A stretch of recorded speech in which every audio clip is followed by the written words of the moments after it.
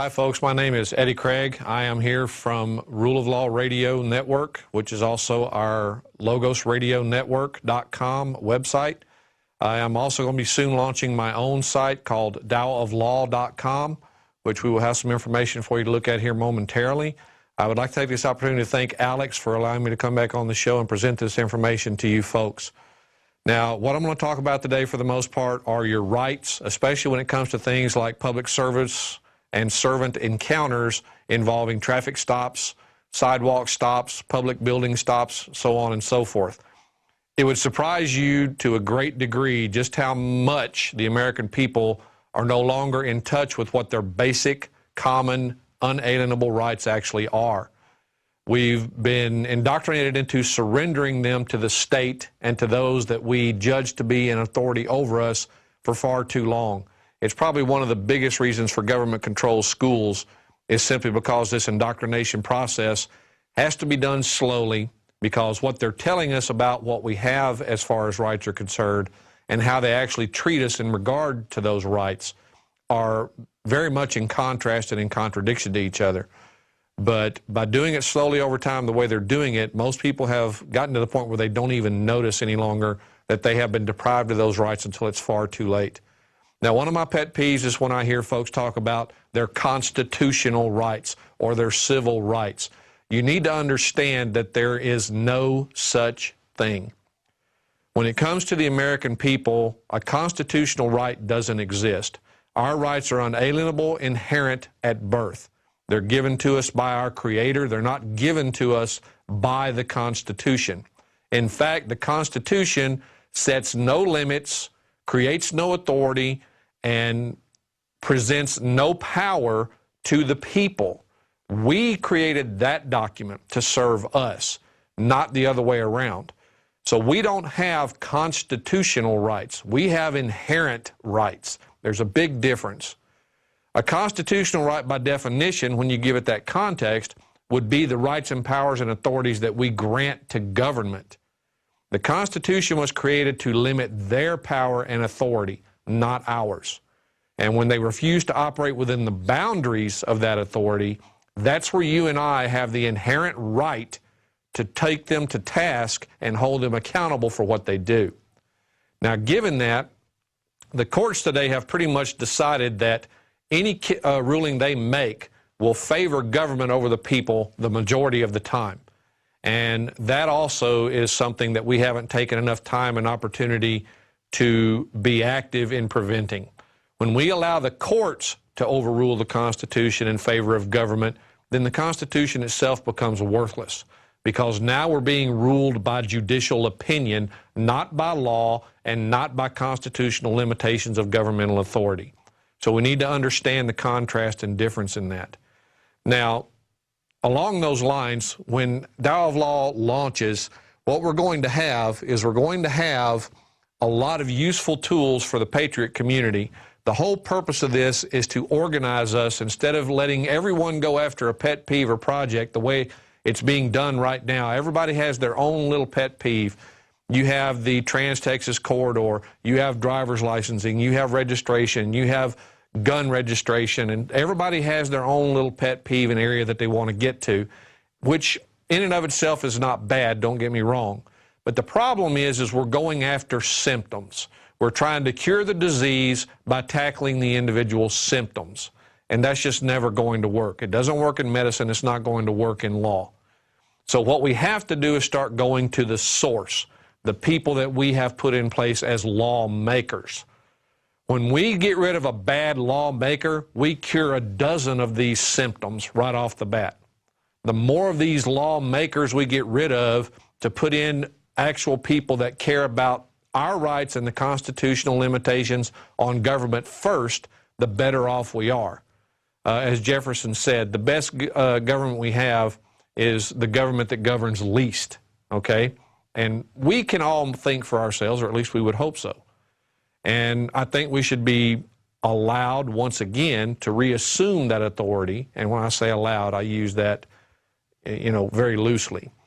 We should take back the power that belongs to us and use it accordingly. But when this website launches, the purpose of it is to give us the tools and the ability to organize our Patriot community into what it should be: goal-focused, goal-oriented. It will provide the tools to make that happen. It's going to be launched in 2 phases. We have some preliminary information that we're going to have, and everything that I'm talking about today, the transportation script, the cross-examination script, and all the other documents that you'll see on the presentation today, you will be able to download from this page and from the links that will be here. Right now we just have the 2 script links here, but by the end of the day we should have the 3rd link that will have a archived zip file of all the documents that we're using today. So you can feel free to go to this website in order to do that, which is shown on the screen there. So in phase 1, part of what we're going to launch is we're going to be launching several tools to make this a much more useful site to the Patriot community. You'll be able to do online meetings and online classes from our site. We were going to have open source distance learning software that we are custom developing to suit the needs that we're going to have. Any member of the site will be able to conduct their own scheduled online meeting, notify and invite people to that meeting. It'll be both audio and video as you see fit to do. It will automatically archive that meeting for you in a recording that will be downloadable for a set amount of time. So any meeting you have, you will be able to download the audio video for. It gives you whiteboarding capabilities built into the software, so you can actually share information from your computer screen with the folks that are attending your meeting.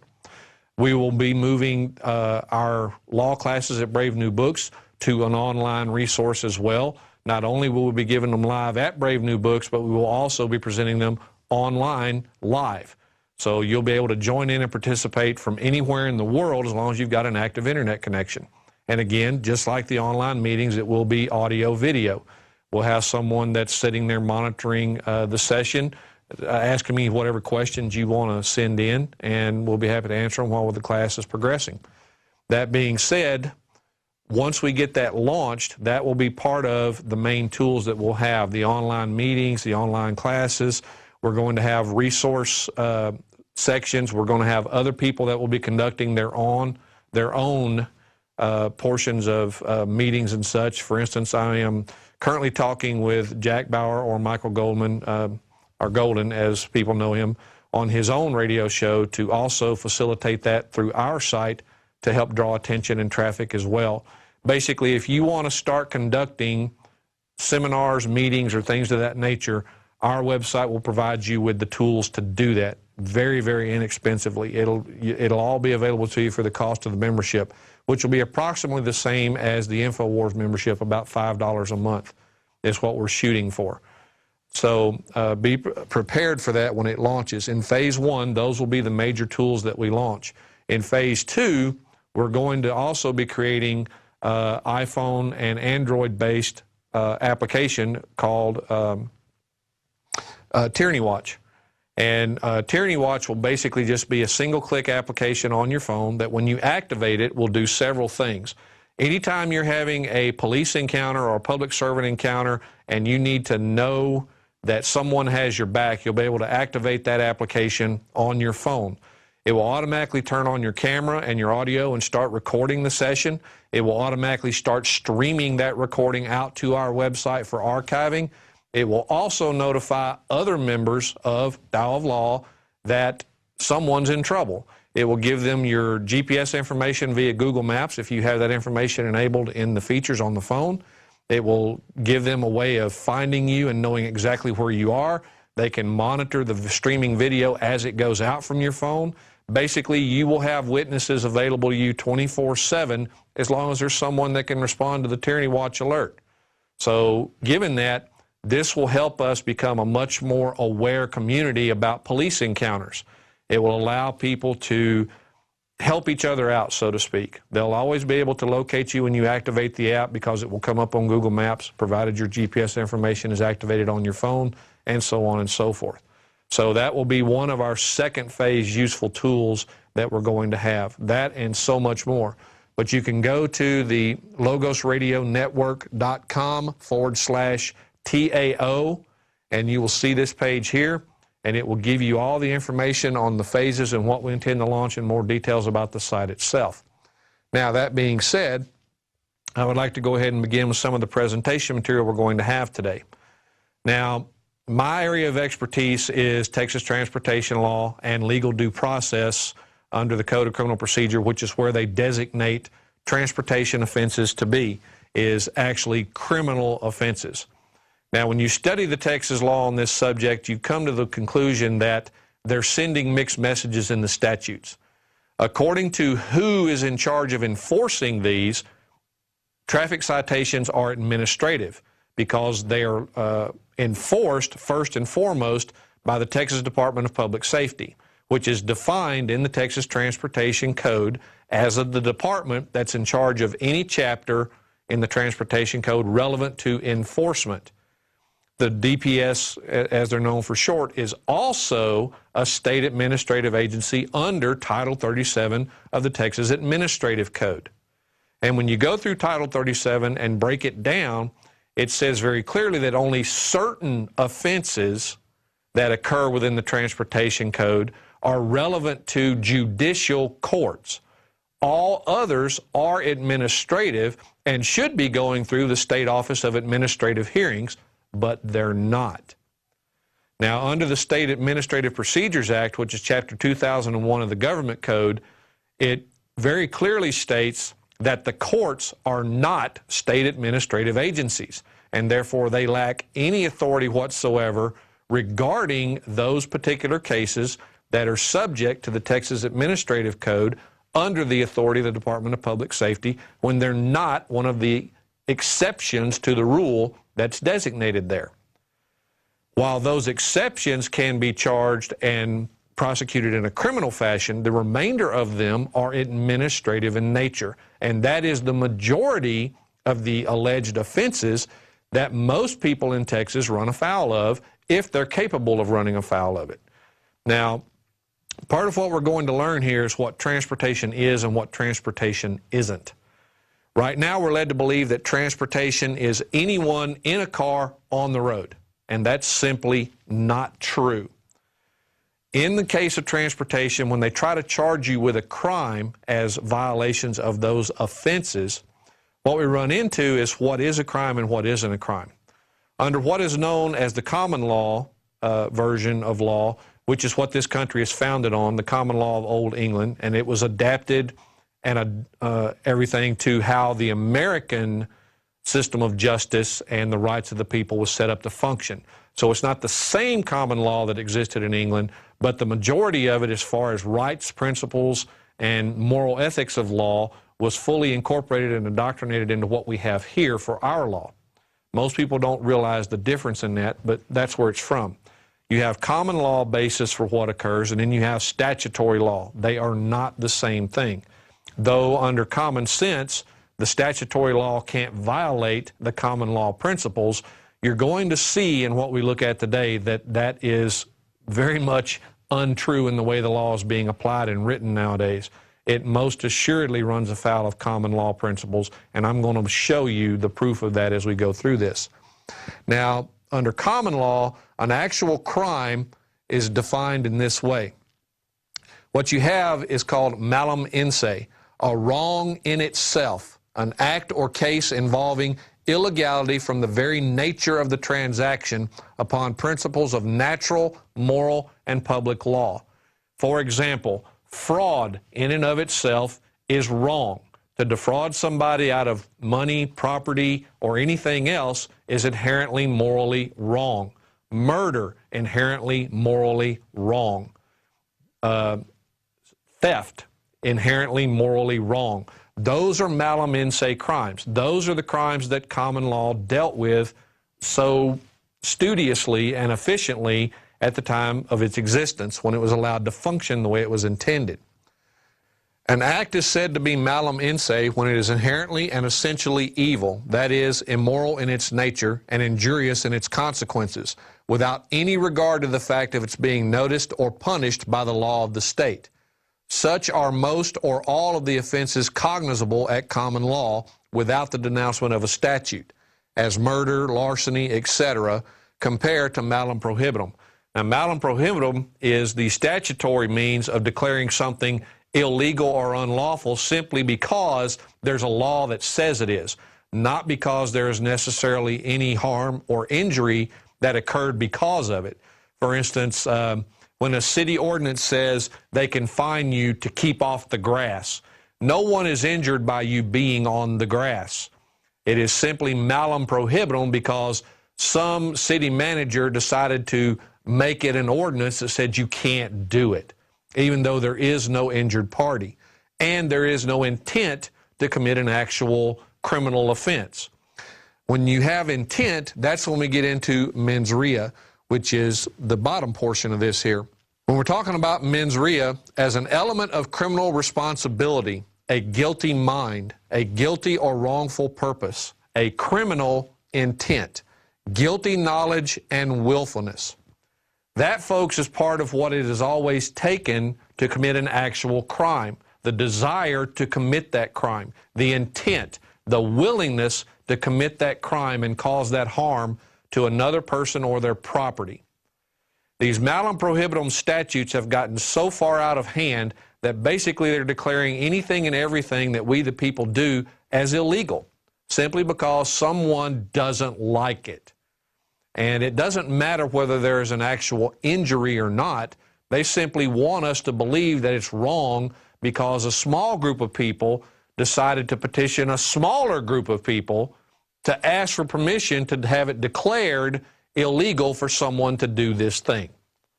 That's basically where we find ourselves. The majority of our law is no longer malum in se, it's malum prohibitum. And because of that, they are prohibiting virtually everything that we have done in our lives since America began. They have criminalized virtually every aspect of American life. You see it when they raid a location that sells raw milk, for example. You see it when Monsanto is allowed to go out and poison our food genetically and so on and so forth. And the only people being prohibited from doing anything are those that are not the big money corporations such as you and I. Basically, we are now under the thumb of corporate welfare in more ways than one, whether it be actual for-profit corporations or it be the state operating as a for-profit corporation in its own self. So, that being said, we need to understand what an actual crime is versus what a malum prohibitum alleged crime is. This is what brings us into the areas of transportation, which is one of my main areas of expertise. Now, when we get to transportation, we're going to get to some definitions when we go through this, and there's some things you need to understand about reading and understanding statutes when you begin to research this on your own. Terminology in relation to statutes is extremely important. Everything about statutory language is a gotcha clause. And 4.6 here, this gotcha of terminology, the compound definition, is one of the key ways of understanding how this system is set up to function. Semantics in regards to transportation enforcement is extremely important. Everything is about the language. Everything is about the definitions in the language. So that being said, one of the first things you have to pay attention to is what I refer to as a compound definition. A compound definition can be hard to spot it when you don't know what you're looking for. But basically speaking, a compound definition is any definition that contains one or more terms or phrases that itself has its own separate definition elsewhere. Now, one of those primary examples when we move down to the next portion of this is you're going to see commercial motor vehicle. Notice that means a motor vehicle. Well, right here we have a problem. You have a definition that uses the same terms as a part of its definition. Right there we have something that isn't defined. You're trying to use the term being defined as a part of the definition. Then you say, when you read this, means a motor vehicle other than a motorcycle designed or used primarily to transport property. Now, another way I used to talk about this in my seminar material, and this is an excerpt from the book that I have in that seminar material, is these are what I refer to as rabbit trails. In this, there are multiple rabbit trails that you need to look at. For instance, commercial is a rabbit trail. Motor vehicle is a rabbit trail. Vehicle is a rabbit trail. Transport is a rabbit trail. Property is a rabbit trail. Passenger and passenger car itself is a separate rabbit trail. This, folks, is why statutory law is so hard to understand. And one of the things you'll notice most is that when you see a word or phrase in a statute, the worst mistake you can make is to believe you understand that statute. When you recognize that word or phrase and assume that it means the same thing in the statute that it does in common English that you're familiar with, that will always be a mistake, and here's why. If they created a definition for it in the statute, then it is an absolute 100% guarantee that term or phrase is being used in a manner other than the normal. If it was not so, they would not have to create a separate definition for it within the statute, would they? They would simply say, go see Webster's. Or they would include the same definition that's in Webster's. But they don't do that. They create their own specialized definition for that. Now notice, when you look at light truck, it says means a commercial motor vehicle that has a manufacturer's rated carrying capacity of 1 ton or less. So right here, light truck contains a separate definition. So light truck right off the bat is a compound definition because it contains another defined term from right up here.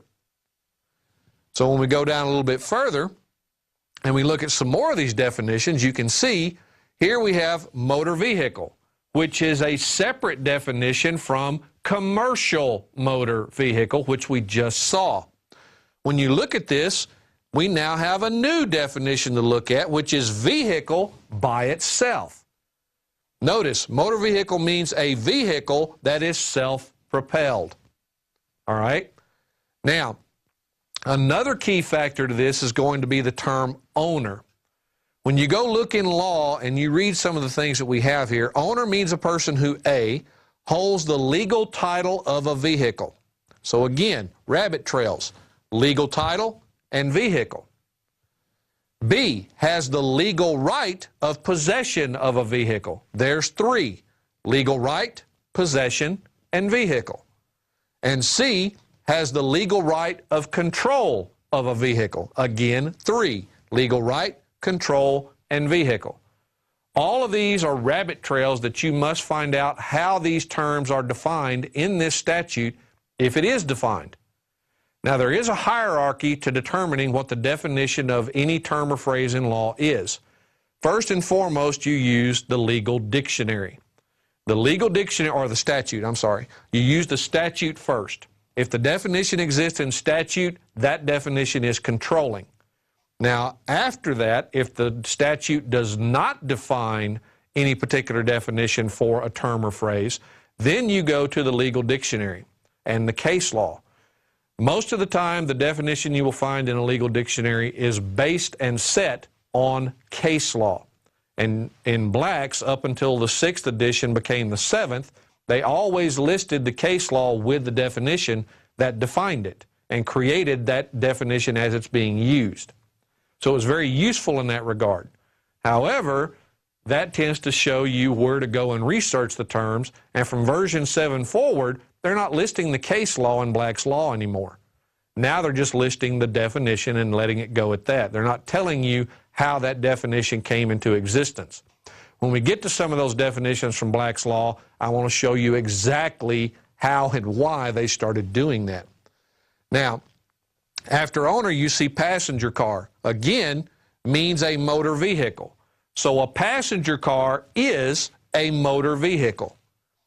Other than a motorcycle, a golf cart, or a light truck, which is a definition we also saw, or a bus, designed or used primarily for the transportation of persons. Now, transportation here is underlined because, once again, that is an extremely important rabbit trail, and here's why. Transportation is one of those terms that is not defined in any Texas code whatsoever. It's not in any statute. It's not defined anywhere. So now we have to go to the hierarchy to find out where we have to look. Since it's not in the statute, the next place we have to look is actually going to be the legal definition found in a legal dictionary and the case law that goes with it.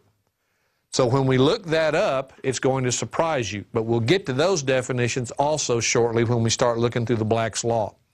So if we go to the next shot, now we finally get to the term vehicle.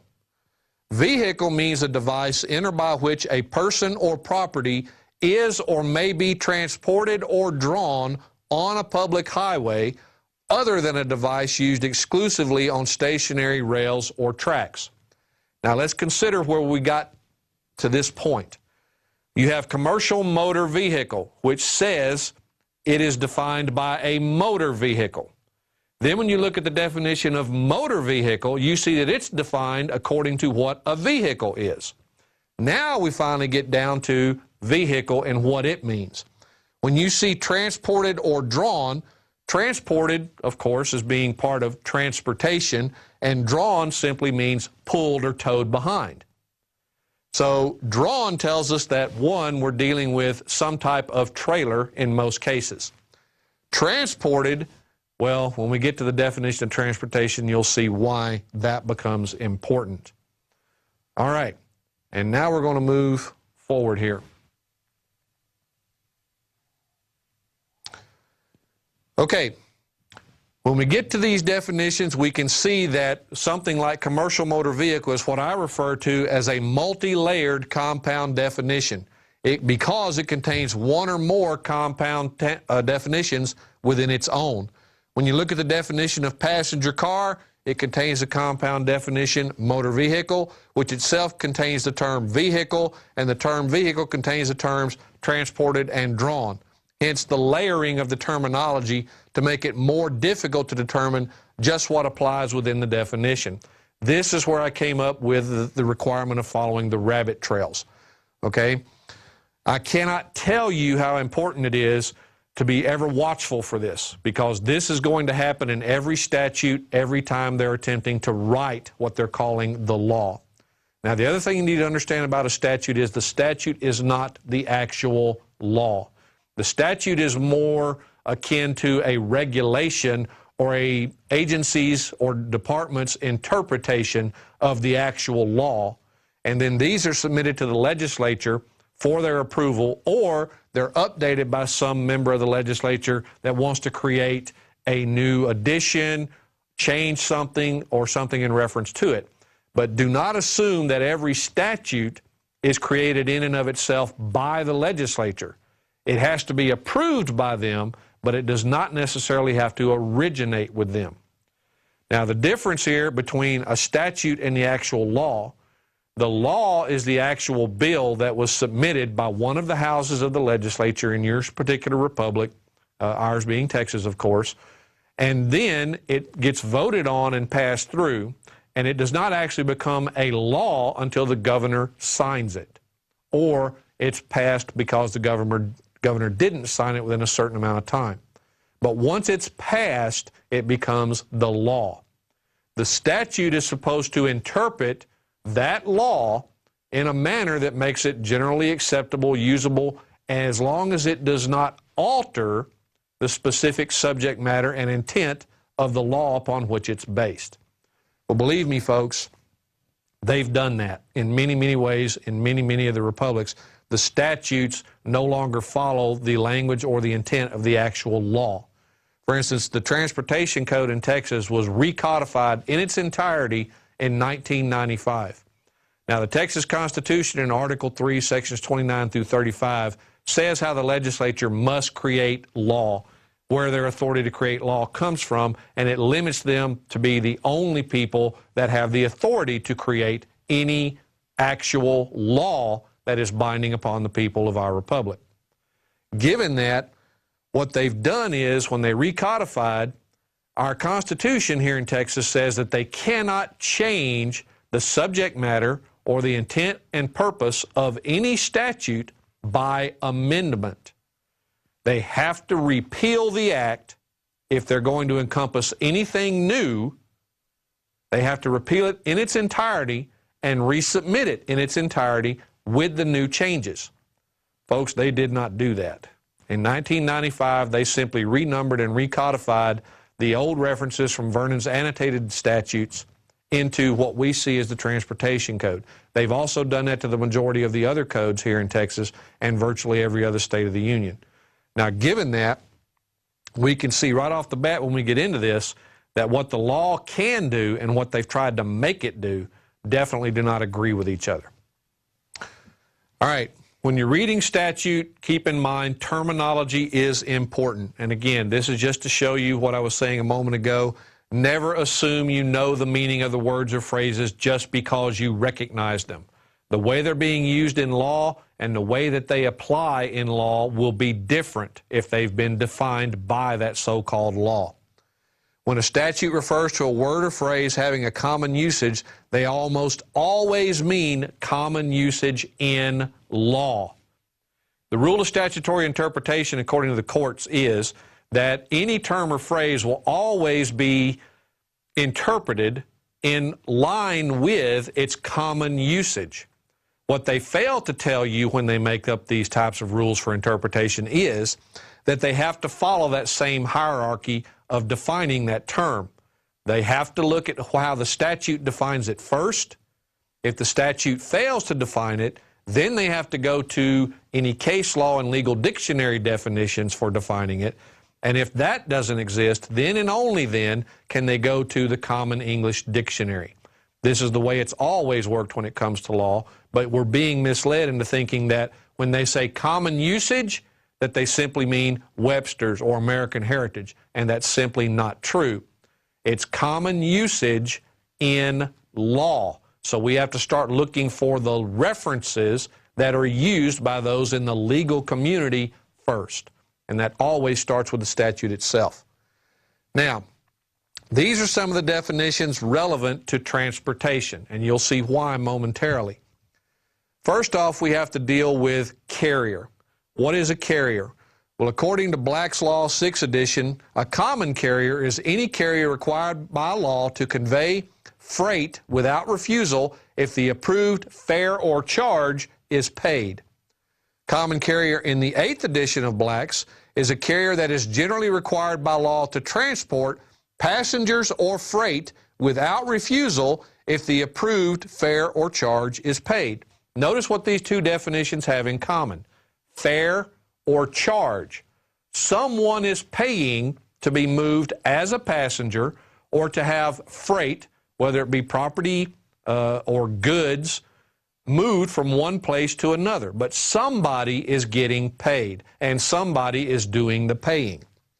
When you look at contract carrier in Black's Law, a contract carrier is a transportation company that carries for pay the goods of certain customers only as contrasted to a common carrier that carries the goods of the public in general. So those folks are your reasonable definitions of a carrier, okay? You have common, you have contract.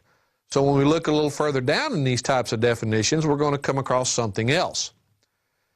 Now, a carrier is someone that's getting paid to perform this function of moving passengers or freight. Now let's talk about what happens when it's being done in something like a car or a bus. There are two terms that are relevant to these types of vehicles, and I will show you why that term is used in these cases shortly. A driver is someone that is actually getting paid to be behind the wheel of that bus, that taxi cab, or some other conveyance that's being used to transport persons, or in some cases even property, over a highway. For instance, an individual driving an 18-wheeler is a driver. He is getting paid either in his own right as the owner of the truck transporting property or freight for somebody, or he is being paid to do so on behalf of some larger company that he's employed by. But a driver is someone that gets paid. How do we know? Again, look at the definition of driver in statutes, look at the definition of driver in law for the legal definitions, and you will find that they are extremely similar.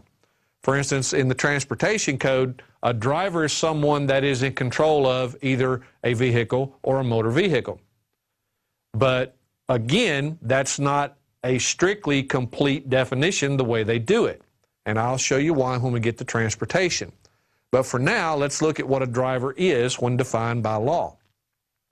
A driver, according to Black's third, is one employed in conducting or operating a coach, carriage, wagon, or other vehicle with horses, mules, or other animals, or a bicycle, tricycle, or motor car, though not a street railroad car. Now notice, this is a fairly old definition. It's still talking about horses, mules, and other animals being used for transportation. Then we go forward to Black's fourth, which is about anywhere from 7 to 10 years apart. One employed in conducting or operating a coach, carriage, wagon, or other vehicle with horses, mules, or animals, or a bicycle, tricycle, or motor car, though not a street railroad car. Notice they've added to the definition in the fourth. A person actually doing driving, whether employed by owner to drive or driving his own vehicle. Now, the moment you read this definition, and then you read the one out of the sixth down here, you're going to jump to a conclusion about how this suddenly looks like it actually applies to someone in their own private car. I'm going to show you why it doesn't. All right, driver in Black 6 is a person actually doing driving, whether employed by owner to drive or driving his own vehicle. When you look at this, notice that the first part of the definition from the original definitions is now completely wiped out. Any reference to the commercial nature of the definition has been removed. We need to start asking ourselves how and why. Well, I'm going to show you. It was to hide the true nature of this definition from the general public, so that you would make the false assumption that this definition somehow applied to you. You'll notice that it references a person actually doing driving, okay? Notice it also still says whether employed by the owner of whatever conveyance they're using. In this case, it will generally be some type of vehicle, a truck, a taxi cab, so on and so forth, or driving his own vehicle. The term vehicle here is what's going to hinge on everything that we're talking about, along with the term driving, okay? Can you own your own taxi cab? Can you be the operator of that taxi service and the driver of that taxi when it's in use? Absolutely. In that case, you have to have two licenses, one to operate the taxi franchise, and then you also have to have a driver's license to actually drive or operate the car on the road. So you actually have to have two permits in that case when it's your own vehicle. Now here, when you get to vehicle and driving, we're going to talk close to the end of this presentation about the 7 deadly sins. Those two terms are going to be listed in the 7 deadly sins, and you'll see what that is when it comes to fighting these cases in court. Now let's look at what traffic is. They constantly refer to these as traffic stops. They constantly refer to these as traffic arrests, traffic offenses, traffic citations, so on and so forth. Well, the term traffic is defined in the Texas Transportation Code, and they simply use it to refer to things that move, whether it be pedestrians, any type of vehicle or motor vehicle that is on the highway. That's how they generally define traffic in the Transportation Code. But let's look at what the legal definition for it has been set to for many, many, many years. Traffic in Bouvier's 1856 version, which is one of the dictionaries that the Supreme Court starts out with, and if the term is not defined in Bouvier's, they'll move on to Black's. But generally speaking, they will go to Bouvier's first. Traffic in Bouvier's 1856 was commonly known as commerce, trade, sale or exchange of merchandise, bills, money, and the like. Now, what does that tell us? It tells us that traffic is commercial. It tells us that it's commerce. It has to do with the movements of any type of commodity or passenger that is in exchange for some sort of compensation.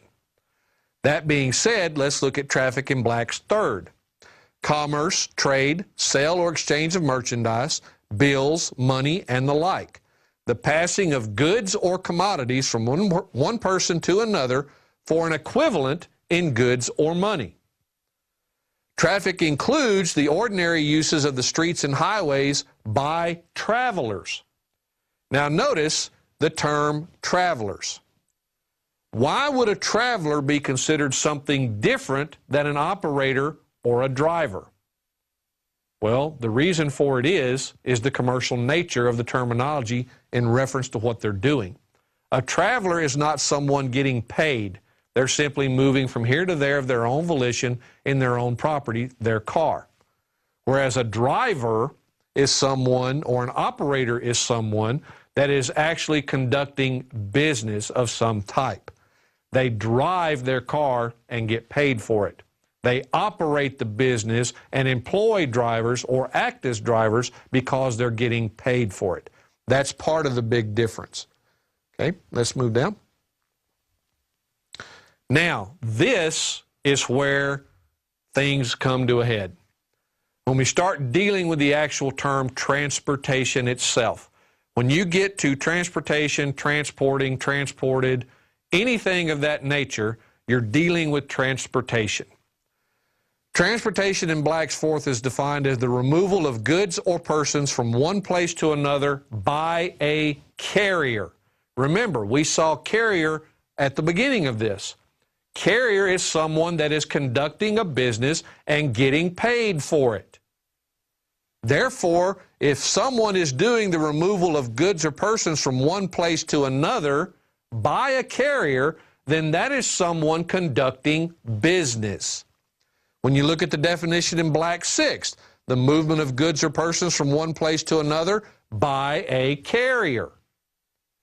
And under 49 U.S.C. section 5102 subsection 12, transports or transportation means the movement of property and loading, unloading, or storage incidental to the movement.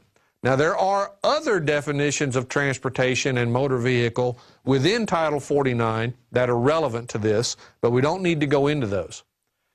When you get to studying your particular republic's transportation or motor vehicle code, or your administrative code, you're liable to find that those codes make references to Title 49 of the United States Code. The reason for that is that almost every motor vehicle code and transportation code is based upon the federal law.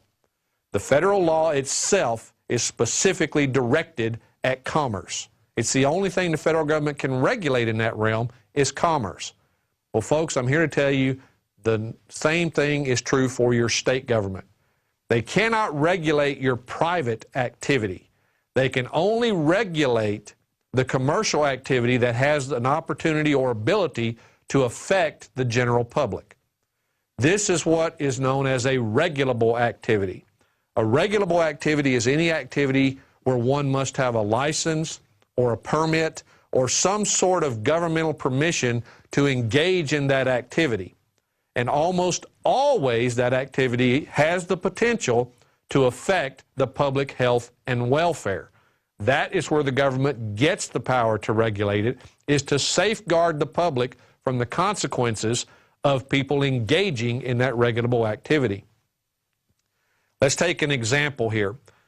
Let's say that you have your own truck and your own trailer, standard 18-wheeler, and you use it to move goods and property for people for money.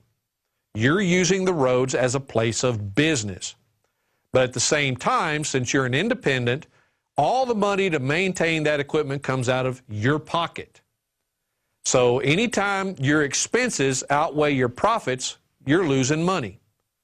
So in order to generate a profit at some point, you may decide that it's simply easier to forego certain maintenance procedures or to prolong the time between them in order to lessen the expense of maintaining that equipment.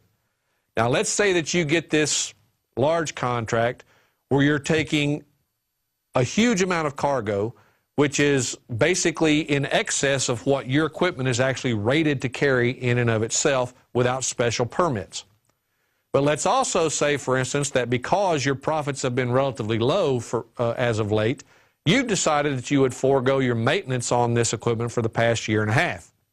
You haven't kept up the tire pressure, you haven't done any maintenance on the engine, you haven't checked any of the framework, the air brakes, none of the standard equipment that needs to be kept in safe working condition so that this piece of equipment operates in a manner that makes it safe. Now you go out on the road with dysfunctional air brakes, carrying an excess amount of weight. What chance do you have when you reach 70 miles an hour of actually stopping that 85,000-pound missile that's barreling down the highway with all these other cars? Does that give you the ability to directly affect the public health and welfare? Of course it does. 86,000 pounds plus coming at you at 70 miles an hour with no brakes, or the fact that you've stressed the frame in the trailer and now you've got stress fractures in the main supports and your load is too heavy, you hit a dip or bump or something in the road that causes that frame to flex, suddenly that entire trailer snaps in half, dumps all of that cargo at 70 miles an hour right in the middle of the highway. It's possible. I've seen it happen. So these are the reasons why these activities are regulable. So that the state can say you can't engage in this activity unless you do these things to make sure that your operation does not present a danger to the public. However, that is something completely different from you and I when we're out on the highways in our own cars just going from point A to point B.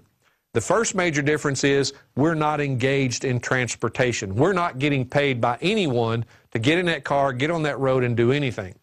It doesn't matter if you're going to or from your job. It doesn't matter if you're going to the supermarket to buy groceries. No one is paying you to transport anything in your car. It's simply you and your needs that motivate your desire and ability to get in your property, go to the store, get what you need, and bring it home for your family. It's not commerce. The state can't regulate that activity because it's not commerce. Now, lots of people like to scream and holler about public safety. Well, I want to make sure that somebody behind the wheel of a car knows what they're doing. I want to make sure they're licensed. I want to make sure they're insured. I want to make sure that if they run over a member of my family that this happens and this happens and this happens. Well, folks, you run into the exact same dangers whether you're in a car, on a bicycle, or skateboarding or anything else. The courts have said many years ago that cars themselves are not inherently dangerous. It's the people behind the wheel, just like the person pulling the trigger on a gun, that makes that device or that instrument lethal or dangerous. It's not the instrument itself that does that. Same thing the court said when they said speed limits are really inapplicable because of how they operate. They're arbitrary in nature. A car can kill just as easily at 1 mile an hour as it can at 70, and this is true. It all just depends upon how it's being used and the intent for which it's being used. And use is one of those things that is very important when it comes to the idea of transportation. You have to be using it with the intent of engaging in transportation before it applies. So that being said, real briefly, I just want to show you that there is tons of case law on this subject. Again, this is an excerpt out of the Chapter 2.2 of my book on the Texas Transportation Code, and it is full of case law. Since the very invention of the automobile to current, there's been case after case after case at state and federal level that specifically says that there's a distinct difference between commercial use of the roads and the right of the people to use the road for non-commercial purposes. One is a privilege, the commercial. The other is a right. It is a right of liberty. The courts ruled a long time ago that we have the right to move from place to place. Even the federal Constitution is recognized as having given us the ability to go from state to state, however we wish, anytime we wish, without government interference. Okay, let's move to the next. Now, in one of these cases, Williams versus Fears, the United States Supreme Court ruled the following. Undoubtedly, the right of locomotion, the right to remove from one place to another according to inclination, is an attribute of personal liberty, and the right, ordinarily, of free transit from or through the territory of any state is a right secured by the 14th Amendment and by other provisions of the Constitution. Now, Vernon's civil statutes of the state of Texas used to have this in it. Generally, public road is road used by public as a matter of right.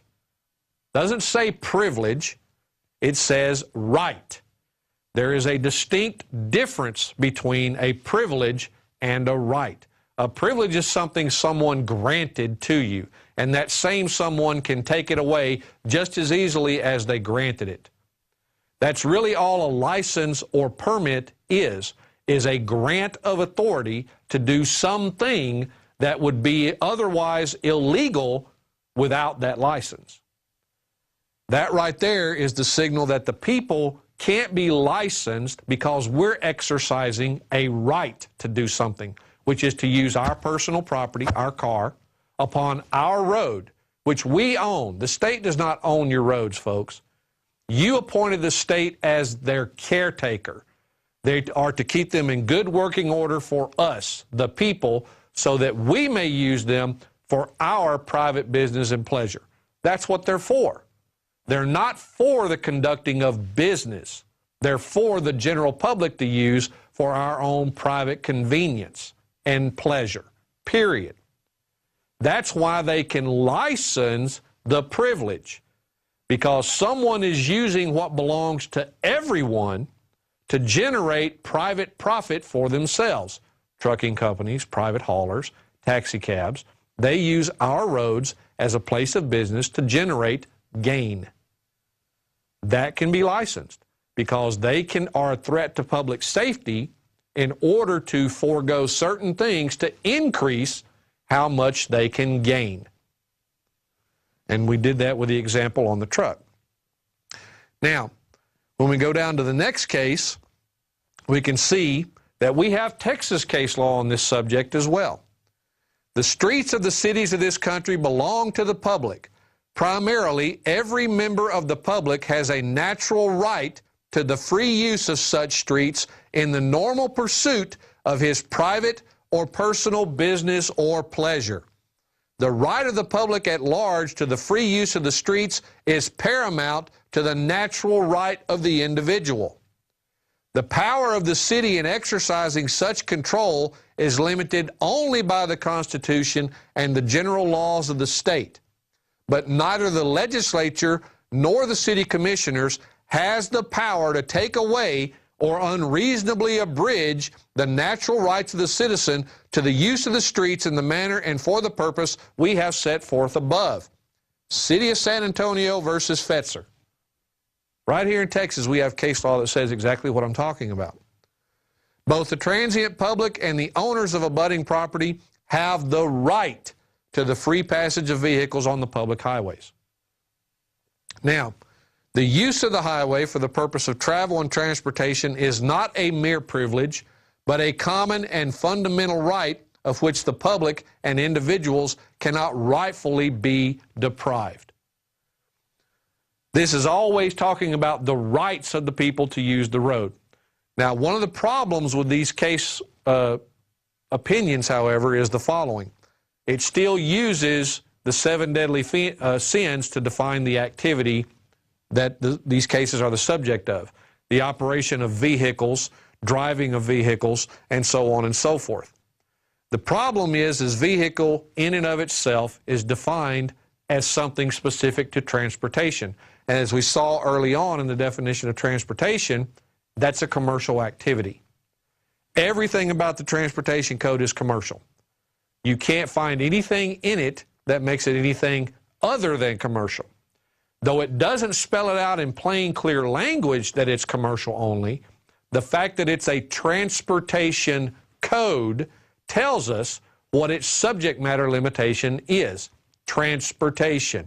And like I said, that term is not defined in any Texas code anywhere. Why do you think that is? Because if that definition was given out and people were wise to what it actually applies to, then the state cannot do what it's doing by stealing money through illegal revenue generation on traffic citations, forcing everyone to register a car or get a license or get insurance or to get inspections. If they're not engaged in the regulable activity of transportation, the state would lose billions of dollars of this revenue it's generating by creating the appearance that this statute and these definitions and terms apply to everyone. They don't. It is one great big lie. That's the reason the title of my book, where these excerpts are taken, is called The Texas Transportation Code, The Law versus the Lie. And believe me, folks, it's a lie. All right, again, this is the case that we read at the bottom. The reference there is Thompson versus Smith. This case also makes it very clear that it is the right of the citizen to travel upon the public highways. Now, when you read case law opinions, you're going to find out that they use a lot of terms that a lot of people in the patriot community disagree with, such as citizen and so on and so forth. A lot of this I don't care for in one particular way or the other. My goal is to take their own law and beat them black and blue with it at every single opportunity. And as we get into dealing with this issue of transportation when it comes to a traffic ticket, the traffic stop itself and your rights there that are being negated at every turn, and then taking the issue to court, you're going to see exactly how this works. Now, I'm going to tell you the two major moneymakers for the state, at least the state of Texas, is financial responsibility tickets and speeding tickets. Those are their two favorite things to go after the general public for. They will use these to generate revenue by the billions of dollars every single year. Just in the city of Austin, Texas in 2010, the Austin Police Department issued over 304,000 traffic citations. That doesn't include the Sheriff's Department. That doesn't include the Department of Public Safety. That's simply the city of Austin all by itself. The city of Austin generated over $64 million in revenue on those citations in 2010. 50% of that revenue goes to the state of Texas. If you think they're not making money on this, think again. Now look at all the major metropolitan areas in Texas that do this. And by the way, Austin is one of the top three, if not the foremost, of the traffic ticket capitals here in Texas. They issue more, they collect more fines and money, the whole 9 yards. You have Houston, Dallas, Fort Worth, and so many others that will also top millions of dollars. But when you look at every single thing involved in transportation that the state uses to steal money out of the pockets of the general public, they generate more than $9 billion per year in revenue through illegal fines and fees to the general public here in Texas. Doesn't matter whether you're passing through, you actually have to live here. They're stealing from you, folks, hand over fist. And the problem with that is most of you are ignorant of it, most of you don't know it's being done, and most of you give it away willingly rather than fight for the rights you have. Now, I'm going to take these two particular types of citations real quick, and I'm going to show you exactly part of the problem. The first one we're going to begin with is the financial responsibility statute itself. Now, Chapter 601 of the Texas Transportation Code is where you're going to find what they call the Driver Safety Responsibility Program. In that, they have all the requirements for how someone must be protected financially when it comes to the operation or driving of a motor vehicle or vehicle. In Section 601.053, Evidence of Financial Responsibility, I'm going to read you subsection A here, and then I'm just going to let you look at the 7 things that follow. The 7 things that follow are the types of financial responsibility that the state of Texas recognizes. And when we get to the bottom of this, you'll see why this statute creates an immediate problem for the right of due process. So let's look at subsection A. As a condition of operating in this state, A motor vehicle to which Section 601.051 applies, the operator of the vehicle, on request, shall provide to a peace officer, as defined by Article 2.12 Code of Criminal Procedure, or a person involved in an accident with the operator, evidence of financial responsibility by exhibiting one of these 7 things that will be listed. We got motor vehicle liability insurance policy, standard proof of motor vehicle liability insurance form, insurance binder, surety bond certificate, certificate of a deposit with the comptroller, certificate or a copy of a certificate of deposit with the appropriate county judge, certificate of self-insurance covering the vehicle, etc., etc. But let's look at subsection B. Except as provided by subsection C, an operator who does not exhibit evidence of financial responsibility under subsection A, which is what came right above here, is presumed to have operated the vehicle in violation of Section 601.051. Right here we have an immediate due process problem. You have a statute that officially declares the operator guilty by default. If you don't prove your innocence by pulling up one of these 7 things and showing it to the officer, then you are immediately presumed guilty by the statute. So you have 2 very serious due process issues. This statute reverses the burden of proof. The state no longer has to prove you didn't have one of these things for financial responsibility. You must prove that you did. So the burden of proof is completely reversed. Second thing it does is it presumes guilt over innocence, which it is absolutely forbidden to do. The third problem with this comes out to be that it is actually unlawful under the mandate of bills of attainder and bills of pains and penalties, which are outlawed by every constitution we have in every republic. Bills of pains and penalties and bills of attainder are forbidden. And I'll show you what the definition of that is when we get that far down. But right now, these 2 primary due process issues are at stake here. Reversal of the burden of proof and the declaration of guilt over innocence by the statute and legislative mandate of this statute. That creates an immediate problem. Now, when we go a little further, we get into the deal of speeding. Now, again, we're going to be looking at the specific statutes that relate to this. First and foremost, whenever something occurs that the public has to have knowledge of before they can be charged with an offense under it, there has to be something that tells them what their duty is. Well, according to statute, presumably, the duty of every person to travel a particular speed on the highway is set by the speed signs that are posted at intervals along the highway. Well, there's a problem. In Texas law, there is only one section that specifically identifies what the purpose of a speed sign is. And again, it's not to regulate the general public. It is to regulate those engaged in the regulable activity of transportation for commercial purposes. What proof do I have of this argument? The statute. When we look at the statute, you see section 201.904, which is out of subchapter K, Road and Highway Use, regarding signs. 201.904 is titled Speed Signs. And it reads, "The department shall erect and maintain on the highways and roads of this state appropriate signs that show the maximum lawful speed for commercial motor vehicles, truck tractors, truck trailers, truck semi-trailers, and motor vehicles engaged in the business of transporting passengers for compensation or hire," meaning buses. So folks, how much plainer can you get about what's being regulated by a speed sign? Everything in this definition is commercial. Everything. Nothing has to do with the private car. Nothing. The difference here is what's being referred to. Vehicles, vehicles, vehicles, drivers, operators, Those are what we're talking about.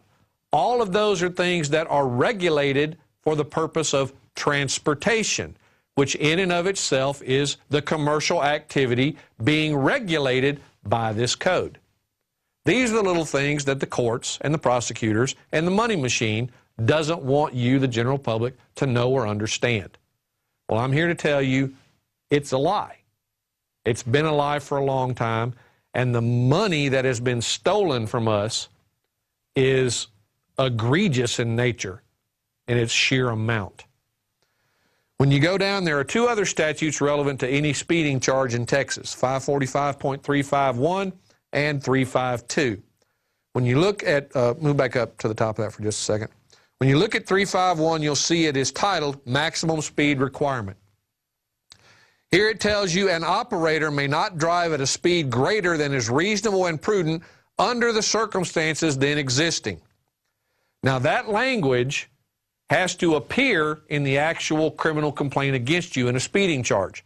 They actually have to cite that you operated the vehicle at a speed greater than is reasonable and prudent under the circumstances then existing.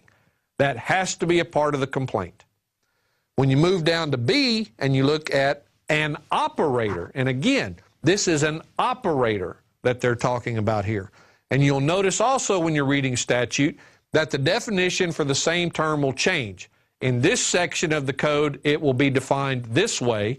Then that same term in another section of the code will be defined a different way. Such is the case with operator, such is the case with driver, such is the case with vehicle and motor vehicle. And in some instances, they'll even use them as if they're interchangeable, when in fact they're not. Now, an operator may not drive a vehicle at a speed greater than is reasonable and prudent under the conditions and having regard for actual and potential hazards then existing. And when we go to the next section, that is continued as far as the condition. The second condition is, shall control the speed of the vehicle as necessary to avoid colliding with another person or vehicle that is on or entering the highway in compliance with law and the duty of each person to use due care. Now, the problem you're going to run into with this is the following. This right here tells us very clearly that one of the elemental conditions required to be proven in a speeding charge is that a collision occurred. That is never proven. That's never even alleged in the complaint. The traveling at a rate that's greater than reasonable and prudent is certainly asserted. It's a requirement. So why, even because it says and then we get part 2 here, this is also a requirement. It's mandatory. It doesn't say or this condition, it says and this condition. So not only must you have exercised due care with a speed that is reasonable and prudent under the circumstances then existing, but you also must have done so with the intent of avoiding a collision. So the only way that you could violate this section is if a collision occurred, because obviously you were not able to avoid it, meaning either the person entered the roadway illegally and not in compliance with law, which makes the fault theirs, or you were traveling at such a speed that you could not take reasonable care and act prudently in order to avoid a collision with somebody who did enter the highway in a lawful, legal manner. That's the only way you can violate this. But again, they never prove a collision at all. It's never even mentioned. So let me tell you how they get away with doing that. When you look a little further, it gives you some other information about when subsection A and B kick in.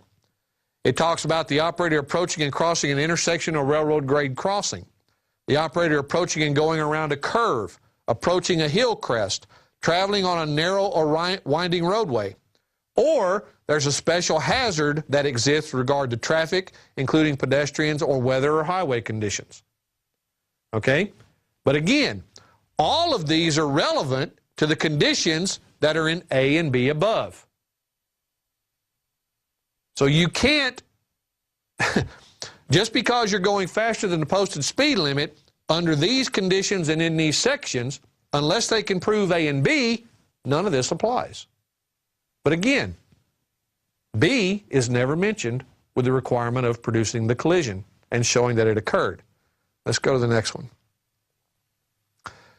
When you go down to 352, you run into what is known in law as prima facie speed limits. Now here, prima facie simply means that on its face, at first glance, first impression, there's a number of ways to look at it. But when you do, you will see that prima facie simply means that. All evidence, no withstanding evidence, whatever, this is how it appears to work. A speed in excess of the limits established by subsection B, which would be the following, or under another provision of this subchapter, is prima facie evidence that the speed is not reasonable and prudent and that the speed is unlawful. Well, there's a book in publication here in Texas called the District and County Attorney Association's Guide to Traffic Stops. When you read that book, it tells you very specifically on page 18 that going faster than the posted speed limit in and of itself is not an offense. What? I mean, what's the first thing a cop tells you when he pulls you over? Do you know why I stopped you? You were going faster than 55 and you're in a place that's marked 45, so you were speeding. He hasn't mentioned anything about the requirement for a collision. He hasn't mentioned anything about the fact that going faster than the posted speed limit in and of itself is not an offense. Why?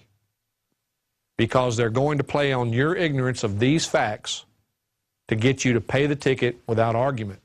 They're going to steal your money, and you're going to help them because you are going to say, too much time out of my day, it's too much trouble, too much hassle, too big a problem, I got things to do, I got a life to lead, I don't want to be stuck in court, I don't want to have to go out there and pay the parking fees.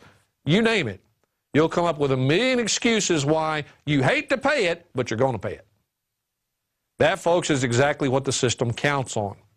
The fact that you are more than willing, because it's more convenient to pay the $200 than to take time out of your day, miss work, have to hire a babysitter, or anything of that nature in order to fight it. But that's one of the reasons the system has managed to stay alive as long as it has.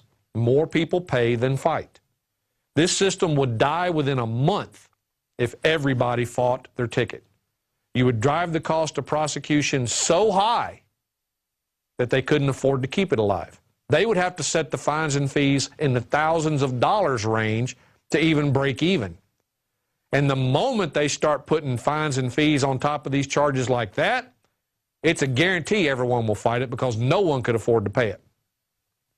So right now, the prices on these fines and fees are set at a level that is just painful enough to make people not want to pay it and thus change their behavior, but not so high as to make them want to put up a fight. And that is the point. The more people that go in and pay without a fight, the more profitable the system is because they didn't have to expend any extra money to hire counsel, to pay somebody to appear on behalf of the state, to have the judge sit there, to have the clerk sit there, generate all the paperwork, generate all the legal notices, which they also never do, and so on and so forth. It's all about your acquiescence to them stealing your money as quickly and easily and painlessly as possible.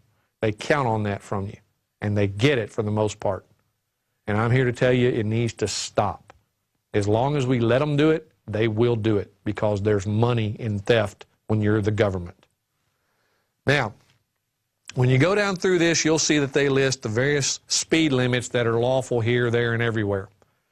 When they charge you, they attempt to charge you specifically for violation only of going faster than the posted speed limit.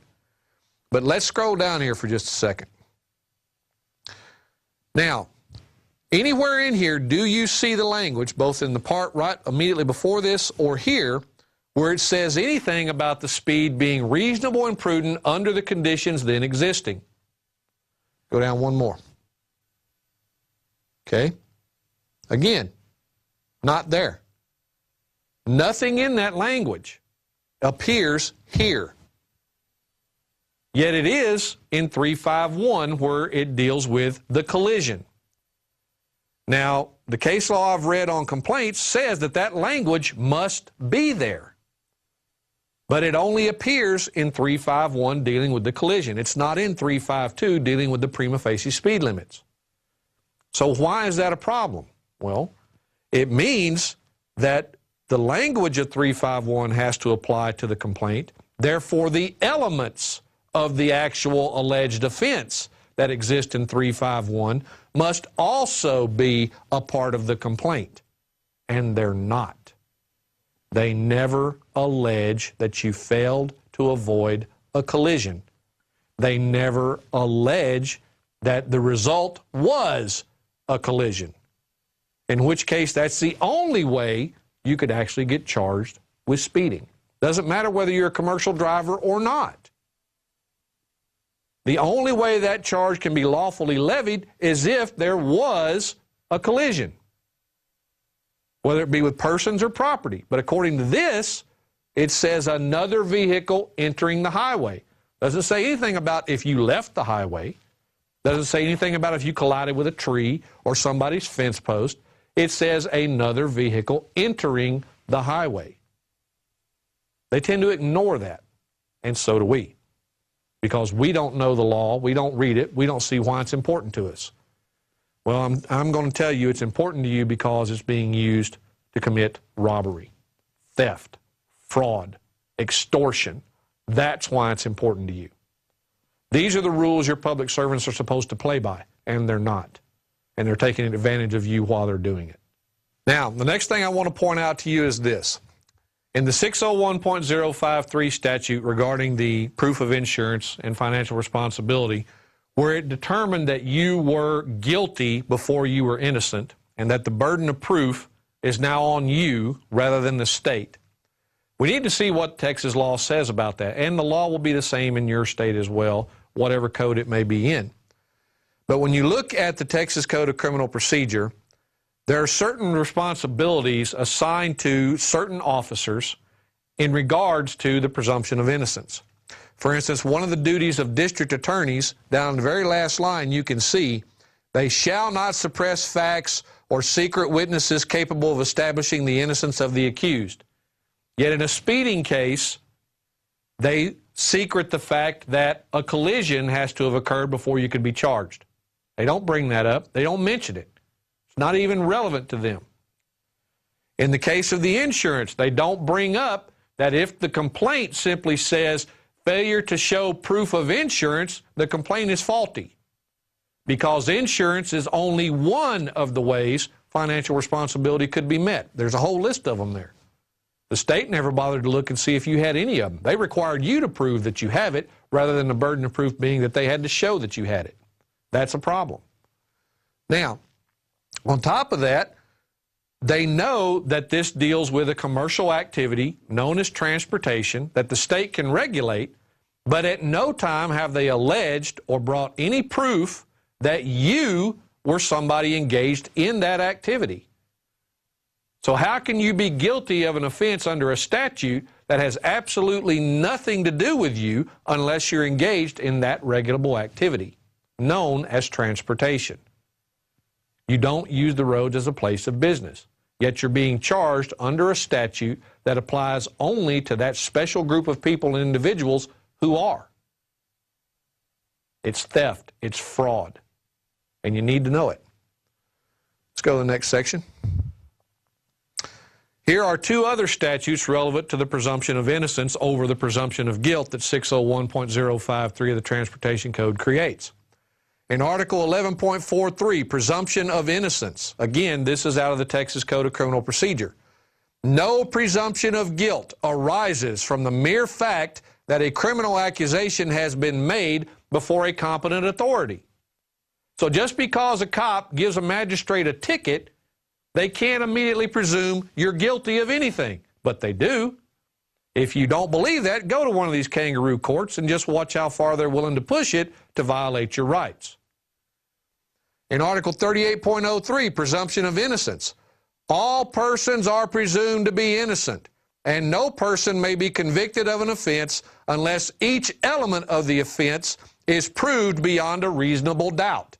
The fact that he has been arrested, confined, or indicted for, or otherwise charged with the offense gives rise to no inference of guilt at his trial. Again, this right here runs directly afoul of 601.053. Not only, and the speeding citation as well under 351, because they never proved the element of the collision. They never asserted the element of engaged in transportation to be a subject of that particular regulatory statute. Never proved that. The required elements are never proven in these cases because the first element required is that transportation was being engaged in. That, after all, is the regulable activity, the subject matter over which the state has authority to punish and enforce. If you're not engaged in that activity, they have no business dealing with you in the first place. All right. Last but not least, in regards to 601.053 and all the other statutes, such as 521.025 of the Transportation Code, where it says that if you don't produce a license, then you're guilty of not having a license, and so on and so forth. Let's look at why that presumption of guilt over innocence and the reversal of proof is a problem. Here we have the definition of bill of attainder. Now, in case you didn't know this and have never heard it before, bill of attainders and bill of pains and penalties are synonymous. The exception being that a bill of attainder was usually for offenses related to things punishable by death, whereas a bill of pains and penalties was relevant to any lesser offense. But basically, a simplified definition is it is a legislative or administrative predetermination of guilt without judicial review. And what you saw in 601.053 is a legislative predetermination of guilt. It's an administrative predetermination of guilt. Why do I say that? Because unbeknownst to most people, Texas and many other states have implemented surcharges to particular type of offenses. Not only that, there is no requirement before these surcharges can be levied against you that you actually be convicted of the offense you're being accused of. If they actually write you a citation for failure to provide financial responsibility or to maintain financial responsibility, and you go to court, that court will immediately file a notice with the Texas Department of Public Safety, who will immediately tack on those surcharges to your registration and your insurance renewals and force you to pay them even if you never get convicted of the offense in court. And it will be a very hard uphill battle to get that changed and to not have to pay those fees, because you have to find a way to compel the court that sent that information in to send in new information telling the DPS that they can't charge those fees because they had to dismiss the case or you weren't found guilty. They make it as difficult as possible for you to get your money back or to not have to pay the money at all. And that's intended. But technically, the full definition of bill of attainder means legislative acts, no matter what their form, that apply either to named individuals or to easily ascertainable members of a group in such a way as to inflict punishment on them without a judicial trial. What exactly is an administrative fee that the DPS can charge you that a jury never rules on if it's not a bill of attainder or bill of pains and penalties? That's exactly what it amounts to. You're sitting here telling me that I have to pay you these fees, but no jury ever charged me those fees. No judge ever reviewed whether or not that fee was valid. In fact, it was a judge that told you to charge me without ever taking me to court. That's a problem, folks. When you look at this, an act is a bill of attainder when the punishment is death, and a bill of pains and penalties when the punishment is less severe than death. Both kinds of punishment fall within the scope of the constitutional prohibition under U.S. Constitution Article 1, Section 9, Clause 3 as to Congress, and Article 1, Section 10 as to state legislatures. Okay? And that is what it is in Texas. Article 1, Section 10 of the Texas Bill of Rights forbids that. Okay? Notice, bill of pains and penalties is the same thing as a bill of attainder, just for lesser offenses than death as a punishment. All right, folks, as you can tell, I had to shuck the jacket because I'm about to get in the area that I'm most passionate about and part of what I teach in my classes down at Brave New Books here in Austin.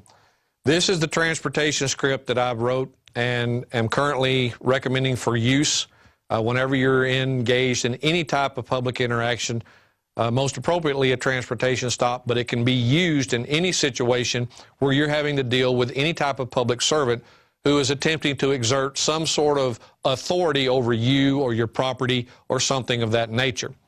So that being said, there's a couple of general rules when it comes to dealing with public officials. One of the things I've got here on the transportation script is it's best for you to memorize as much of the actual questions portion as possible. The instruction portion, don't have to worry about memorizing. You just need to know the basic premise of why the instructions are what they are so that you can apply them properly to the questions and the context in which you're having to use them. That being said, one of the major rules I stress vehemently to the people in my class is you're no longer in the world of rights and safety. You're in a world of government intolerance of the very people that empower and create it. The government wants you to be its subject, not the other way around. So, never leave home ever again without some form of recording device with you. Doesn't matter if it's your cell phone, doesn't matter if it's a voice recorder, doesn't matter if it's multiple of either. Don't leave home without something that records. Anytime you find yourself in a situation where you are about to have to deal with a public servant, I don't care if it's someone you've known for years, but you are going to see them in their official capacity as whatever they are, a court clerk, court of record clerk, the county clerk, whatever, you record that encounter. You never know what your public servants are going to attempt to do at any given time anymore. Police officers are being trained to treat us as the enemy. They are first and foremost the ones you have to watch out for. Never talk with a peace officer, police officer, or any other type of officer if you're not recording the encounter. All right, now in the transportation script, you'll notice the yellow highlighted area at the top, the do's and don'ts. These are very important things you need to know. You don't have to memorize these, you just have to know why they exist and what they are for. The first one is, do remember that an officer is required to read you your rights before questioning or searching you if they have placed you in a custodial arrest. Now, one of the things that most people in Texas do not know is that every time you are stopped for an alleged transportation stop, you are already in a custodial arrest. There are many sections of Texas law that make that clear, but the one that will make it the most pointed will be Chapter 543 of the Transportation Code, where it talks specifically about the arresting officer may release the person arrested from custody and so on and so forth. You also have a Texas court case that says very clearly that that arrest that occurs in 543 is a custodial arrest. So they will always tell you, however, that you're not under arrest. They will tell you that you're in a custodial detention. This is a lie. The reason they're doing this is to get you to start talking freely. Because under arrest, you're liable to watch what you say. Under arrest, they have to read you your rights, which is what this is dealing with. If they don't tell you that and you just talk freely, then anything you say can and will be used against you, and you can't get it suppressed later because the court will view it as a voluntary statement. So you need to know immediately that the moment the lights come on in Texas relating to any form of traffic stop, you are already in a custodial arrest, and you need to act accordingly. That being said, when you look at this and you read 543.001 through 009 of the Texas Transportation Code, you will see that that's the case. You'll also see that the reading of your rights is a mandatory requirement that works in your favor unless you're dumb enough to continue to talk after you've been so informed of this. And you can see that under Article 38.22 of the Texas Code of Criminal Procedure. Be aware, however, that the cops almost never read you your rights. Never. Not when they arrest you, not when they search your car, not when they do any of that. And they're required to do it. So, these are the things you need to be aware of.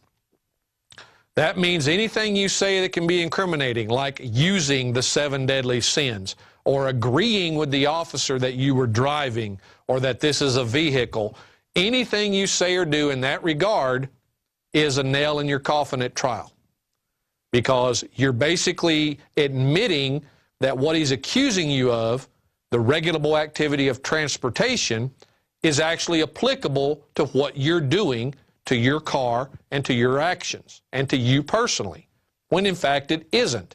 But because you're so used to these terms that they're using, you simply agree with them. That's your first mistake. So one of my major rules is there's 3 parts to this. You shut up, you keep shutting up, and when you've done that, you shut up some more. Now, we'll get to that in the do's and don'ts in the next one here. Right now, let's finish this up. Oh, keep it back up, please. Okay. Since they never read you your rights and you are in a custodial arrest and the officer is lying to you about the custodial arrest, you need to make sure you know that, okay? You are always in a full-blown custodial arrest. Okay, now pop that other one up.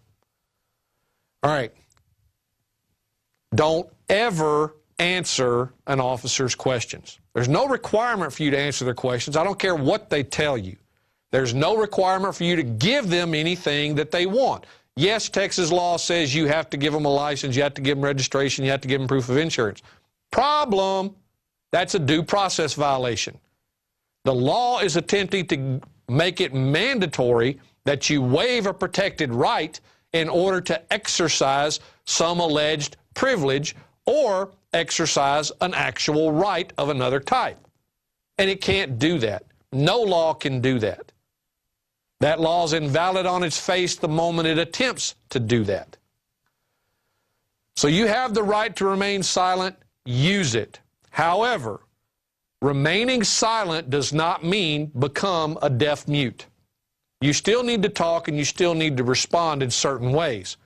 It's just not going to be in a way that implicates you or provides them with evidence or information they can use against you. That's what be silent means. Not stop everything. It simply means don't be saying and doing anything that helps them and hurts you. That is the reason why I have a major 3-part rule about everything here, and that is everything that comes out of your mouth has to be directed to one of 3 specific purposes: invoking a right, demanding a right, or protecting a right. If anything you're saying or doing isn't intended to do one of those 3 things, then you're doing the wrong thing.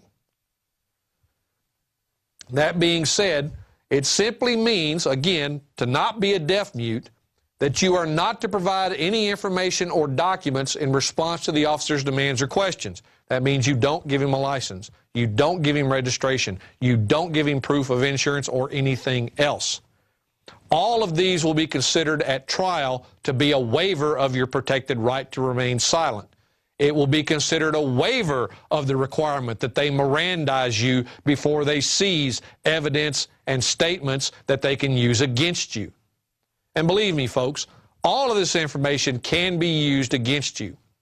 It can also be used to further incriminate you. An example being, let's say your birthday was yesterday, and you have a license that you give the officer that says your birthday was yesterday. Can the officer under Texas law charge you for driving without a proper license? Absolutely. It expired yesterday on your birthday. So unbeknownst to you, you provided him with something that he can actually charge you further with. And he's got the actual evidence because you gave it to him. If he demands that, or the prosecutor demands you produce your license at trial so he can show that it was expired on the date the citation was issued, what are you going to do? You're going to have to produce it. You can't have it suppressed because you voluntarily gave it to the officer at the time. You waived your right to remain silent by giving it to him. Same thing goes if you have the wrong or an expired insurance card. Same thing applies with registration, any of it. They can't compel you to waive your right to remain silent and not to self-incriminate in order to meet their requirement of tell me that you have what I want. Because what they want is for you to allow them to get you in that vice of pay us money or we'll come after you for more money. That's what they're after. So, again, the 3 fundamentals. Any information or documents in response to the officer's demands or questions is going to hurt you. Invoke your fundamentally protected right to remain silent and to assistance of counsel, and then simply refuse to waive those rights. How do we do that? Well, you waive it because you complied with the officer's demands. The moment you comply, it's waived. You're done. It's over. You cannot get that back. You cannot ask the information be suppressed because the courts will say you gave it up voluntarily. The foremost thing to remember in these situations is to not engage the officers in idle conversation, dialogue, or chit-chat. Why?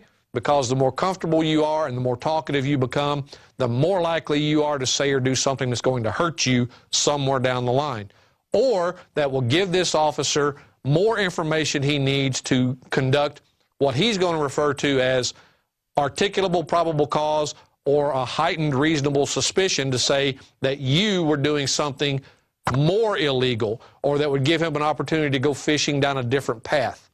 So don't just talk. Again, if you're doing that, you're doing it wrong. Now, this is known as my self-imposed rule of invoke, demand, and protect. Once you've invoked these rights, you never waive or abandon them by ignoring the procedures I'm giving you here.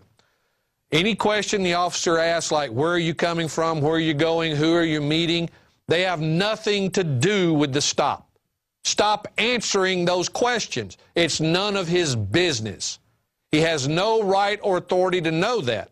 The only way he's going to get those answers is because you give them to him. And he has no business knowing. Stop giving your whole life up to these people just because they tell you they want it. They are used to simply getting these are used to get additional information that may allow the officer to continue his witch hunt and escalate the severity of the charges he might make against you. Also, never answer questions like, do you know why I pulled you over? Or are you aware that you... Stop helping this guy screw you over. That's what he's doing. When he asks those types of questions and you answer, what are you doing? You're giving him evidence. Well, yeah, I guess you caught me speeding back there or running that stop sign or going through that red light. Thank you for the confession that he has on his audio-video recording and will use against you in a court of law. Stop answering questions. Just don't. Next slide, please. You do need to remember to do the following immediately when you realize you're getting pulled over. First and foremost, roll up all of your windows and lock all of your doors. Okay, why? Because these guys are getting more aggressive every day about jumping in your car without any probable cause, coming in from the passenger side, your side, and just pulling you out of the car for no good reason, yanking your keys out of the ignition and refusing to give them back, any of those things. Roll your windows all the way up, lock all of your doors. That keeps them outside and you inside until they can give a viable reason why that needs to change. Don't give them the opportunity to do that. My personal habit, I'm not going to get into my habit because I don't recommend most people do it. You get the document by going to the website and downloading it. You can read what my habit is, but I'm not going to talk about it here. Do remember, however, that my objective here is not to get anyone hurt or injured. You have to use your own judgment as to how far you're willing to press your rights and keep them. That's entirely an individual requirement. You and only you know the situation you're in at the time. You and only you have reason to believe this officer is going to lose control and do something that will seriously injure you. You need to take that into consideration whatever happens, okay? But that being said, you need to be very careful that it gets to a point that is documented that you did not waive that right willingly, that you were forced to do it. Don't ever roll down more than one window at a time if you do remain in your car when you get stopped. No matter what the officer tells you to do, one window only. I don't care if there's cops at every window saying roll this down, don't do it. One window only. Why? Well, if you create more than one air vent in that car by rolling down multiple windows, you will create a cross breeze inside of that car. If you do that, that immediately gives the officer the opportunity to say he smells something coming from the car. With a single window down, that is impossible.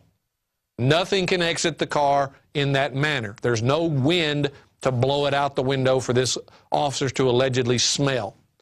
So don't ever do that, because the first thing he's going to do when he can't get what he wants one way is he's going to attempt to escalate the stop and get it another. Don't ever roll your one open window down more than 2 and 2.5 inches. Again, no matter what the officer tells you. If he tells you you have to roll your window all the way down, just sit there and say, "Officer, I like the window where it is. I can hear you just fine. I'm comfortable with it right here. I don't want to roll it all the way down. I'm not going to roll it all the way down." There's no law that requires you to do that. Now, be aware that he will get upset by this, and he will attempt to threaten you, but he's not at a point yet where he can actually justify anything he does that consists of violence. He can yell, scream, and holler at you all day long, but he can't start trying to break your window or anything because you won't roll it all the way down. So just keep that in mind and keep going.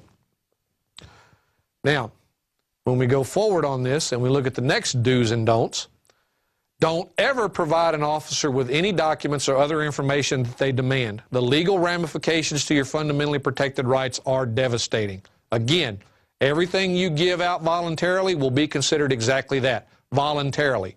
It can be used against you, and there will be no chance of you to have it suppressed because you waived the right to remain silent and not provide that information.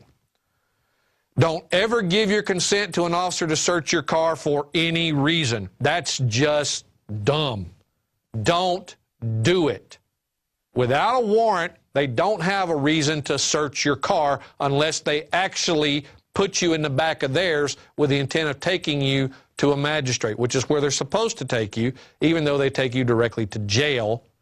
You need to be aware that that also is illegal in most states, including Texas, and that you can sue them for false imprisonment when they do that.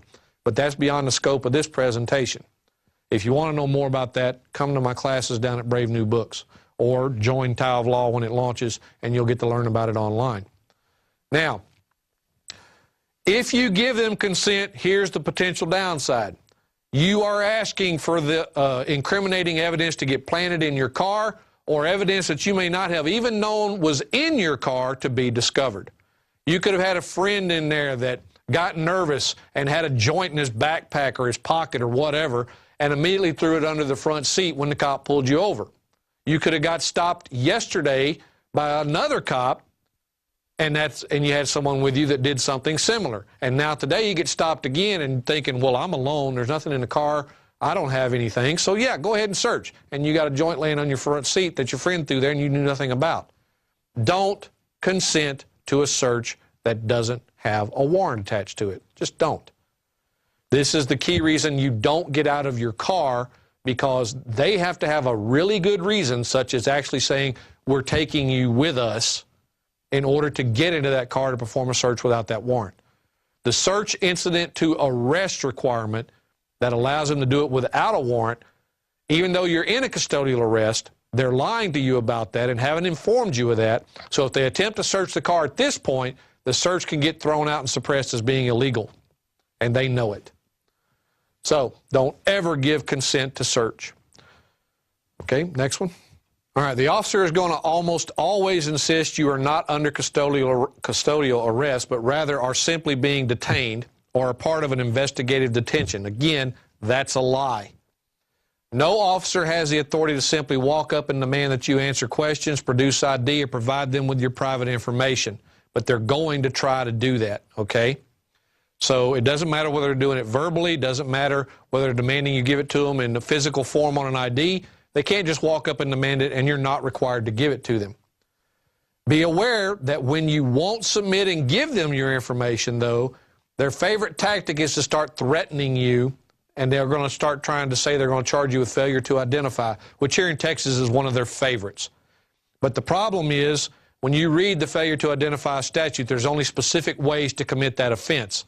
And in either case, in order to charge you for not providing information, the officer is required to have already arrested you for some other type of offense. Failure to identify is not an arrestable offense in and of itself, except in the subpart B, where it gives the requirement that you don't provide false information in a legal detention. But notice the contrast. In a legal detention, you can't give false information, but you can refuse to give any. Whereas in a lawful arrest for some other offense, you shouldn't give false information and don't, but they also, at that point, they say you can't refuse to give them name, address, and date of birth. And that is the only 3 pieces of information you're required to give. But nowhere are you required to provide that information at any time on a physical form of ID. You don't have to do it with a license. You don't have to do it with a passport. You don't have to do it with any form of physical identification. Verbal is enough, as long as you provide those 3 pieces of information if you've been lawfully arrested or detained. Now, given that, when you go down a little further on that and you be aware that you don't give them the information, they're going to try to charge you with failure to ID, or they're going to attempt to charge you under, after these following conditions, as I just stated, under the arrest versus the detention, they may try to charge you with obstructing governmental operation as well. Again, you cannot obstruct governmental operation simply by refusing to say anything, nor can you do it by verbally responding or interfering with what they're doing by not being quiet. It has to be some sort of physical interference before you can be charged with that obstruction of governmental operation that they try to use. But they will do anything they can to intimidate you if you let them. You need to maintain a calm, cool, self-composed posture at all times. You want the video evidence to show you never lost self-control. If anyone lost control, it was the officer or officers on the scene. They got upset. They lost their temper. They made threats. They assaulted you or your car. Okay? That's what you want the evidence to show. When you start standing up for your rights, I guarantee you these guys are going to start being upset. But when we get to the questions, you're going to see exactly why that's important. Now, when you go down, don't need to give them physical ID. You just simply need to verbally give them those 3 pieces of information. All right, let's go to the next. Now, how do you know when you are in custody and are required to provide these 3 pieces of information? How do you know when you are in custody where the officer is required to read you your rights? Well, this legal equation, as I call it, was taken directly from the case law dealing with that particular aspect of the term custody and functional equivalent of custody. Custody is custodial arrest or functional equivalent of a custodial arrest. And like I said, here in Texas, 543 of the Transportation Code tells you you're in a custodial arrest by law right off the bat. A functional equivalent of custodial arrest is when a reasonable person, considering the totality of the circumstances, would believe that he or she is in police custody to a degree associated with a formal arrest. In other words, you can't say, am I free to go? And the officer turn around and say, yes. If you say, am I free to go? And the officer says, no, now you have the legal presumption of custodial arrest. That becomes very important with that 38.22 of the Code of Criminal Procedure when they must inform you of your Miranda rights before they proceed. Next. Okay. Now, everything you do is directed at protecting yourself. Everything. And you need to remember these 2 important factors about any traffic stop. The purpose and intent of every transportation stop is to escalate it to either a DUI or drug bust. Always. That is where the officer will attempt to escalate the stop to if given the opportunity. That's just another reason why you do not answer his questions. You do not get into chit-chat or idle talk with the officer that will give him any reason to latch on to any statement that you make and allow him to escalate it to one of these 2 much higher and much more dangerous offenses. So do not do any of those things. This is what they're going to attempt to do. Be aware of it, expect it, prevent it. Do not attempt to educate the officer. Don't tell him what his job is. Don't tell him who you are. Don't tell him, you know, this is what the law says you have to do. I know my rights and blah, blah, blah. You're attempting to educate an officer on the side of the road. Unfortunately, most of these guys, besides not caring, don't have the IQ for it. Now, that's not to say there's not good officers. There are. I fully agree that there are. But the good ones are too few and far between to stand up by themselves to resist the bad ones. They need our help. Once they see they're not outnumbered, maybe they'll get a voice. Maybe they'll get in a group and make a voice. I don't know. But the only way to do it is to know this for yourself at the moment, so let's get with it. Once you know the officer's name and his badge number, you're going to use that as often as possible while you're going down the things in this script. Why? Because you want that officer associated with every illegal activity you can get him into while he's got you. So you want to directly relate him and what he's doing to some violation of your rights at every single opportunity. That also makes any video record self-authenticating. When everyone that's in the recording is known, no one has to testify as to, well, this is that person, this is that person, this was made here, this was made there. It becomes self-documenting and self-authenticating when everybody's name is stated for the record, when everything in it is agreed that, yeah, that's what was said, that's who it was, and that's when it was done. By doing these things and getting his name and everything introduced and making him answer you like he wants you to answer him, you make that recording self-authenticating, including the one you're making, not just the one he's making. Remember, you don't leave home without a recording device. This includes in your car. I've got multiple ones in mine. Good luck on finding all of them to prevent me from having the record I need. Now, again, everything you say is directed at one of the three rules: invoke, demand, protect. Always. Next slide. Question 1. For the record, may I get your name and badge number, please? This is the first thing you ask when the officer approaches your car window. You want to know who it is you're dealing with and how to identify them. Make sure that your recording catches their name and badge number. That makes your recording self-authenticating. Immediately, let's just say, for instance, the officer said his name is Davis and his badge number is 123. Officer Davis, badge ID 123, is there recording being made of this encounter? Again, you want him to tell you whether or not he's making an official record of this. The things highlighted in yellow, while not required, will help you possibly down the line when you start asking the question about, you know, when you ask for this information and they say, well, we didn't make a recording or the equipment was malfunctioning. These three things will help you prove that's a lie if you got an answer to them on your recording. So these are optional, but potentially helpful. Officer Davis, badge number 123, what is the emergency and how can I help you? Again, we're not going to assume we did anything wrong. We're not engaged in transportation. We're not commercial. Therefore, his authority to pull us over for some alleged offense under that code is non-existent. Therefore, we have to ask, why are you stopping me? Do you have a problem and do you need me to help you? Because in Texas and most other republics, they can ask for help from the people to subdue a criminal or things of that nature, and you're required to help if you can. So we're going to ask. Officer Davis, badge number 123, what facts or information are you alleging gave you probable cause to stop and accost me?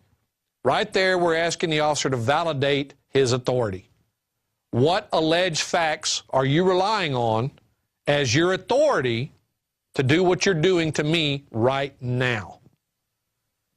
Now, of course, he's going to cite immediately something related to transportation. When we get to trial, that's going to become very important, not only in our defense, but also in our federal lawsuit when we sue everybody in the food chain after this case is over. Officer Davis, badge number 123, do you have a properly signed and issued warrant authorizing you to search me or my property? Again, documenting the right. Do you have a warrant? And this warrant specifically directed at searching, okay? Can you search me or my property? If he says yes, simply ask to see a copy of the warrant. Texas law is now written where the officer is not required to have the warrant in his possession. Used to, he had to have it with him. However, even though he doesn't have to have it in his possession, if you demand to see it, he must produce it as soon as is practicable. Once he gets you to jail, if the magistrate sends you to jail, once he brings you into the magistrate, which is where he is supposed to take you first and foremost, but never does. Again, if he takes you directly to jail, you've got a lawsuit for false imprisonment that you can go after him with. I recommend you do that.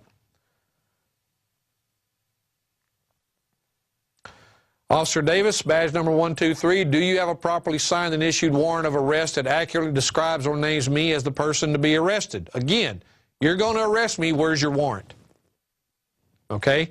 Your warrant either has to state me by name or description as the person it applies to. Where is it? Again, if he has it, ask to see it. If he doesn't give it to you right then, he's required by law to still produce it as soon as practicable.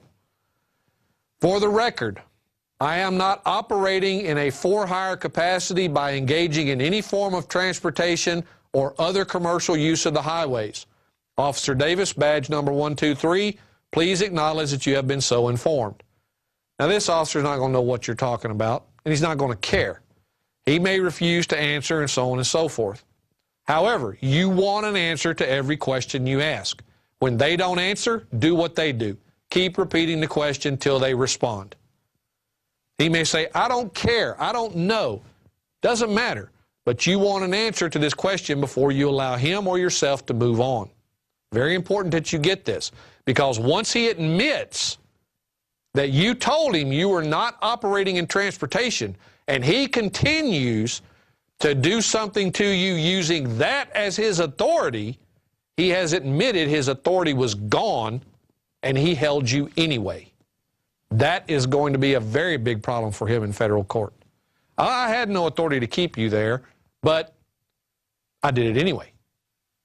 Well, we're going to prove to him why that's a very bad idea.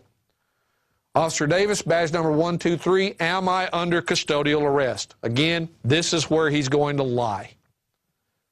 If I am not under custodial arrest, am I free to go? And again, he's going to tell you no.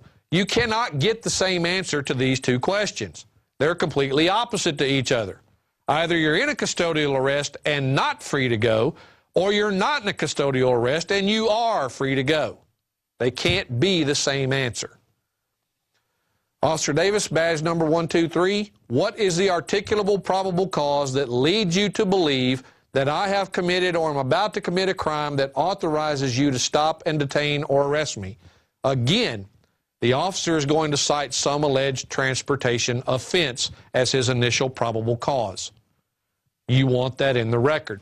He's already admitted up here that you told him you were not in transportation, and now right here he's saying, but that's still what I'm going to use as my authority to accost you or do anything else to you. For the record, Officer Davis, badge number 123, in order to protect my rights and not waive any by error or accident, I wish to clarify my legal understanding of the situation. You said that I am not free to go, so I must conclude that I am in a custodial arrest and not simply an investigative detention.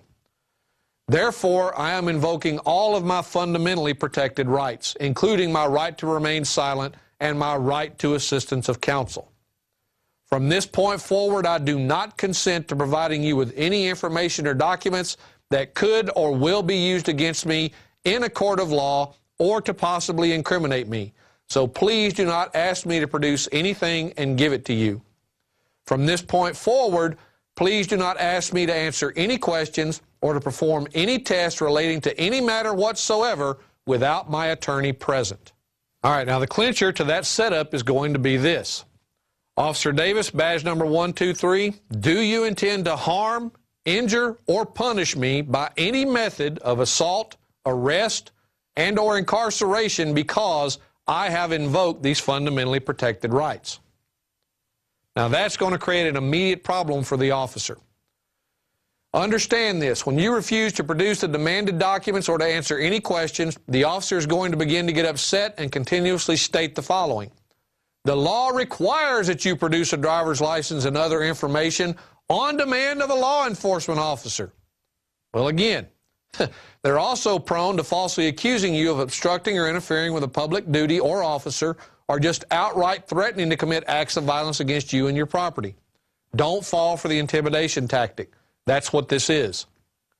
Invoking and refusing to waive your fundamental rights is not and cannot be converted into a crime.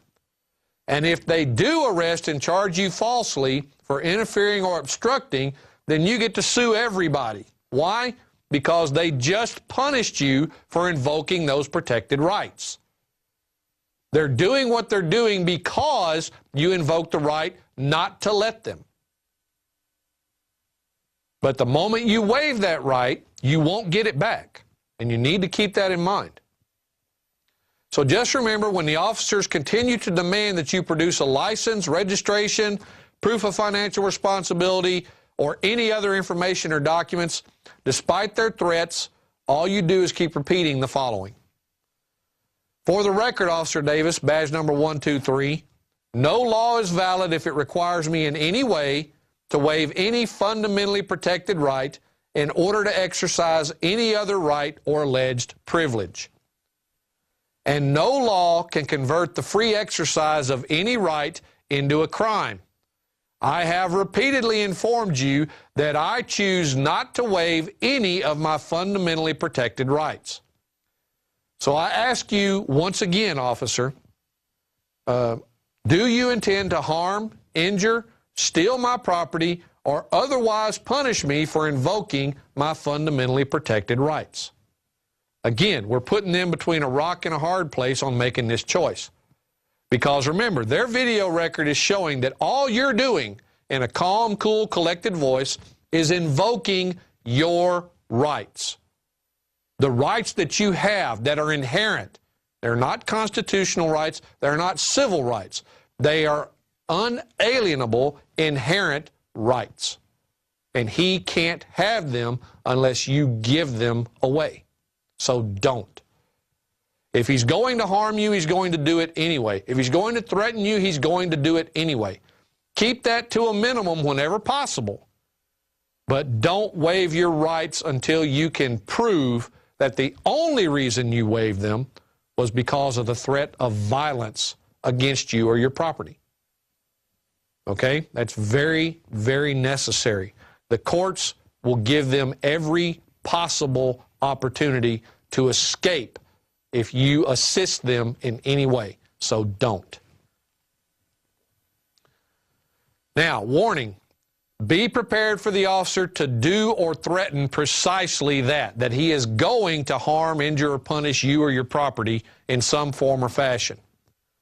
So again, they're going to start threatening you with all kinds of things, including the falsified criminal charges we've already discussed.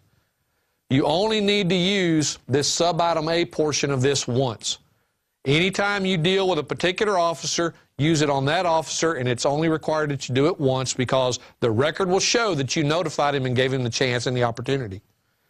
Officer Davis, badge number 123, due to your attitude, demeanor, and your continuous threats to falsify charges and commit acts of violence against me and my property while displaying a deadly weapon, I feel physically threatened and in fear for my life. I demand that you cease and desist and that you get a supervisor here immediately. I do not consent to any of your actions, the use of force against me or my property, or to being forced to exit my car for any purpose, especially so that you may attempt to steal my property and or assault, injure, or kill me. Again, we're telling the officer exactly what we expect him to try to do. And it's now a part of the official record. Now it's on his back to make sure that anything he does not give the impression that that is what he's trying to do. This actually sets it up to protect you from the officer's actions by making it known to him exactly what you are expecting those actions to be. And so will any jury that sees or hears this recording. And that, folks, is what we want. We want a record that shows a jury in either court, whether it be at trial or at the federal level when we're suing, doesn't matter. We want to show that we did nothing wrong. We simply invoked our rights. We asked the officer to respect that, and all he could do was threaten us with violence when we did so. That's not going to bode well for him on the other side. Officer Davis, badge number 123, you are fully aware that I have already invoked my fundamentally protected right to remain silent and my right to assistance of counsel.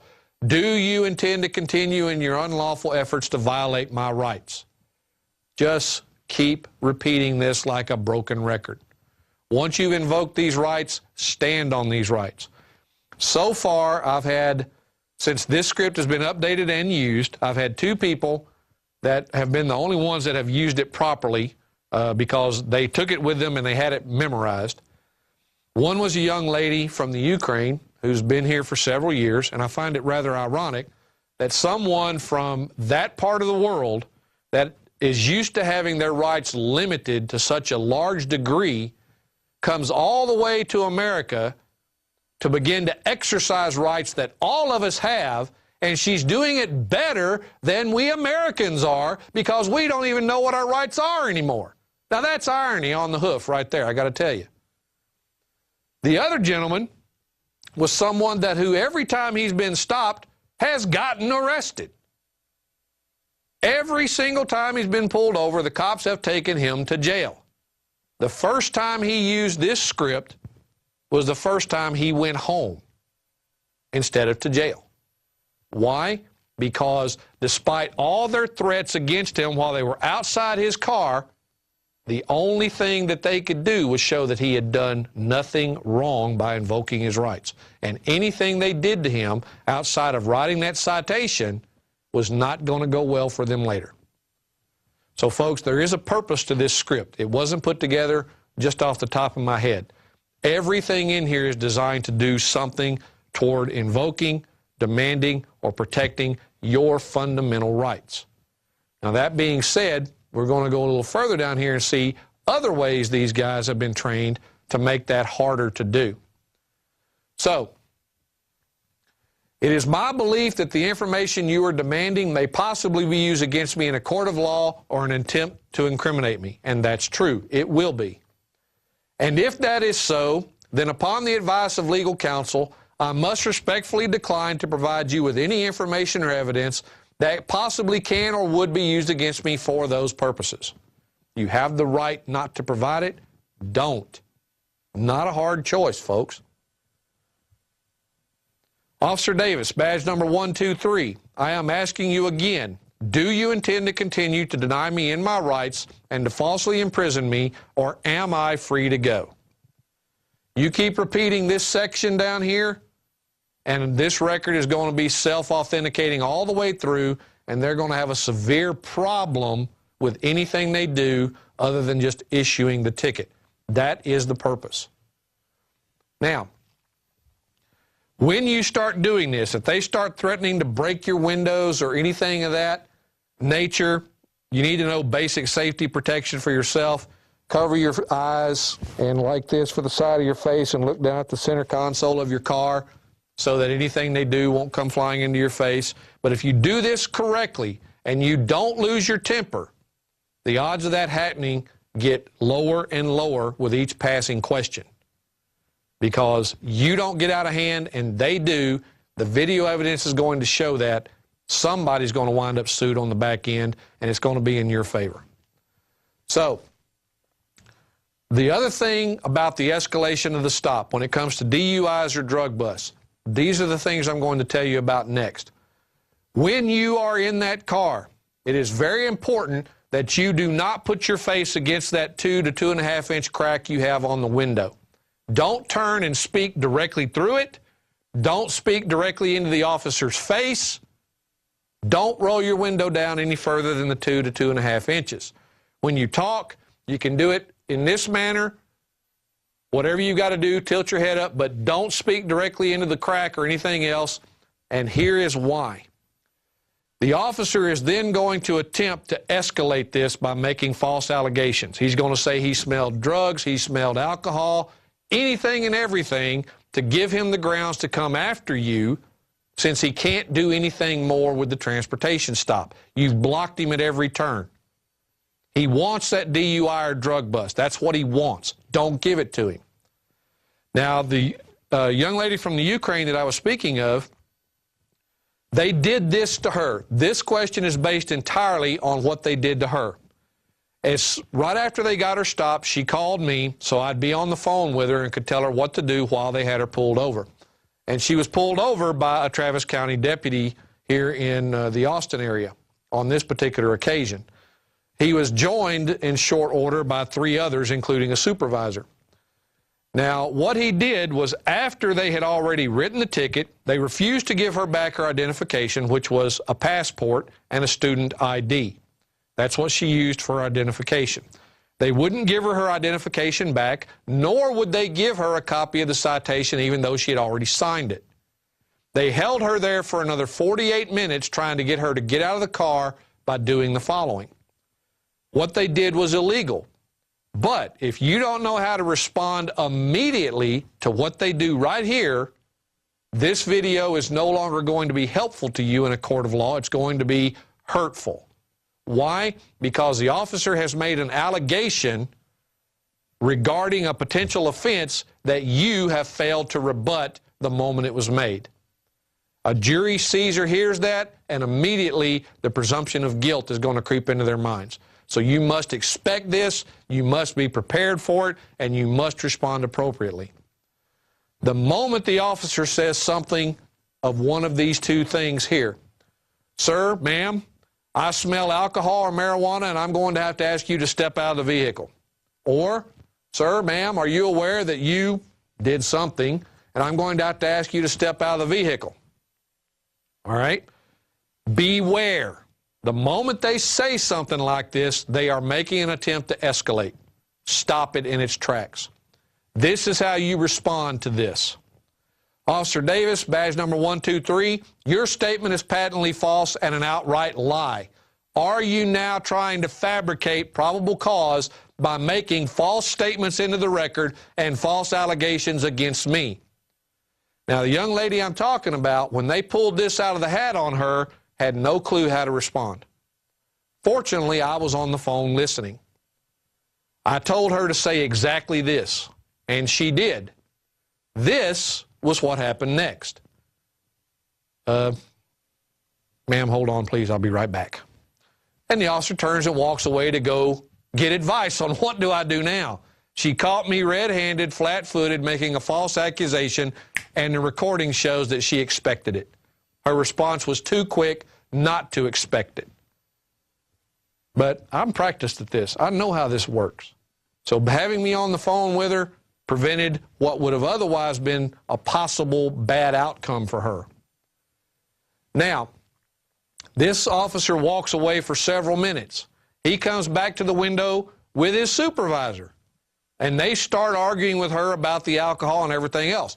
She keeps repeating this and saying, look, I invoke my rights. I'm not getting out of my car to do a breathalyzer. I'm not getting out of my car to discuss anything with you because I've invoked my right to remain silent and I've invoked my right to assistance of counsel. Getting out of my car to do anything of that nature will not help either of us, and I'm not doing it.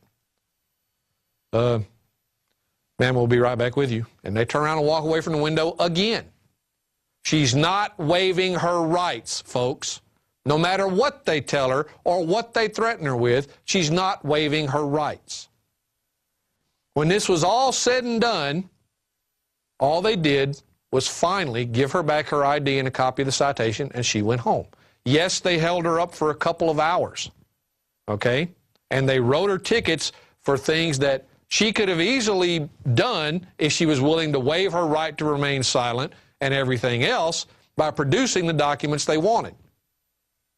But believe me, when you get to trial and you start arguing not engaged in transportation, the last thing in the world you want is the state prosecutor to stand up there and say, well, They produced a license, which is associated with transportation. They produced the registration, which is associated with transportation. They said they were driving a vehicle, which is associated with transportation. And they gave them proof of financial responsibility, which is also associated with transportation. The record now shows clearly that you confessed that transportation is absolutely relevant to what you were doing, and the officer was fully justified in pulling you over to issue that citation. That, folks, is what waiving your rights has accomplished by producing the information they are demanding. Like it or not, they expect you to waive your right of due process, your right to self-incrimination, and everything else to accommodate their desire to generate revenue off the backs of you and I. It really boils down to that. It's about money and nothing else. They enforce these laws to generate that revenue. It has nothing to do with public safety. Absolutely nothing. I mean, how does having a sticker with the 11 on it rather than a 12 hurt anybody? How does having a license that expired yesterday versus next week hurt anybody? Doesn't. It doesn't hurt anyone. The only people that these things apply to are those engaged in the regulable activity that we call transportation. And when you get down to it in transportation, we have to worry about the issue of going to trial, which again is one of the things that we do in my class down at Brave New Books every Sunday from 2 to 5. In that class, we do practical application of this knowledge.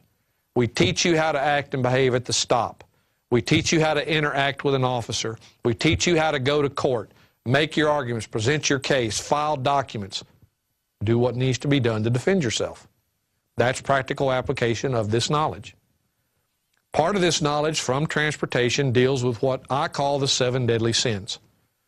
Terminology, like I said at the beginning of all of this, is extremely important in relation to this. Terminology is everything. Semantics is everything.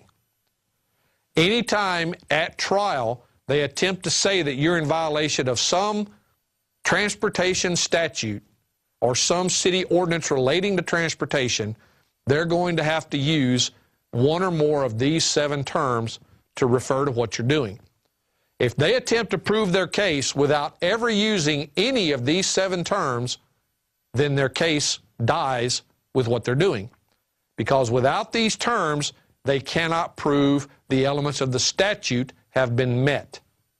If they can't prove the elements, each and every one of the elements for a particular accusation, then that accusation falls flat on its face. If it's got 5 required elements, they have to prove all 5. They cannot prove 4. They can't prove 2. It's an all or nothing deal. They have to prove them all. If they fail to use these terms in relation to that accusation, they can't do it. So why are these terms important? Well, again, they all relate to the issue of transportation. All of them are defined or should have been defined within the Transportation Code. The 7 deadly sins, as we have them listed, are 1, this state. Most of you are going to see this term, this state, and you're going to make an assumption. And everybody out there ought to know what the real meaning of assumption is. Okay? It does what to you and me? This state is presumed to be the geographical region we know as Texas or Louisiana or Mississippi or whatever particular state you're in. That's an assumption, folks. This state is one of those phrases that is not defined in any law anywhere. This state is not even in the legal dictionaries. Why? When you presume something about a law, you're making a mistake. There is no case law that says what this phrase means. So what makes you think you are qualified, neither as a judge or a lawyer, to make that determination yourself? It's an assumption about what it means. Don't fall for it. This state is not the geographical region of Texas. This has to do with a commercial area that we're not in and don't want to be in unless we go there voluntarily by participating in that regulable activity. We're not going to do that. We're not going to admit to that. 2, police officer. Now in Texas, I say that's one of the 7 deadly sins because Police officer is defined in the Transportation Code, separate and apart from peace officer, which is defined in the Code of Criminal Procedure under 2.12, like we saw at the very beginning. So why the disparity? Why is there a peace officer definition in this code and a police officer definition in the Transportation Code? Well, again, you want to know all the details of that, come to my class. The class teaches you how all this works and why. Right now, we're just dealing with the terms you need to be aware of. Third, transportation. Again, not defined in any Texas code anywhere, but we did see what it actually means. It means commercial use of the roads by a carrier for conducting business for compensation or hire. That's what it means. Has nothing to do with your private travel to and from anywhere in your car. Nothing whatsoever. The other is motor vehicle, vehicle, the term drive, and any grammatical variation thereof, such as driver, driving, driven, whatever, and the term operate, and any grammatical variation of that particular one, such as operator, operating, or operated, and whatever. All of those are the 7 deadly sins of terminology. Anytime these terms or phrases are used in a trial or any judicial proceeding for which you are dealing with a citation, you need to be objecting to the use of the terms. There is a right way and a wrong way to make this objection. I'm going to show you the right way.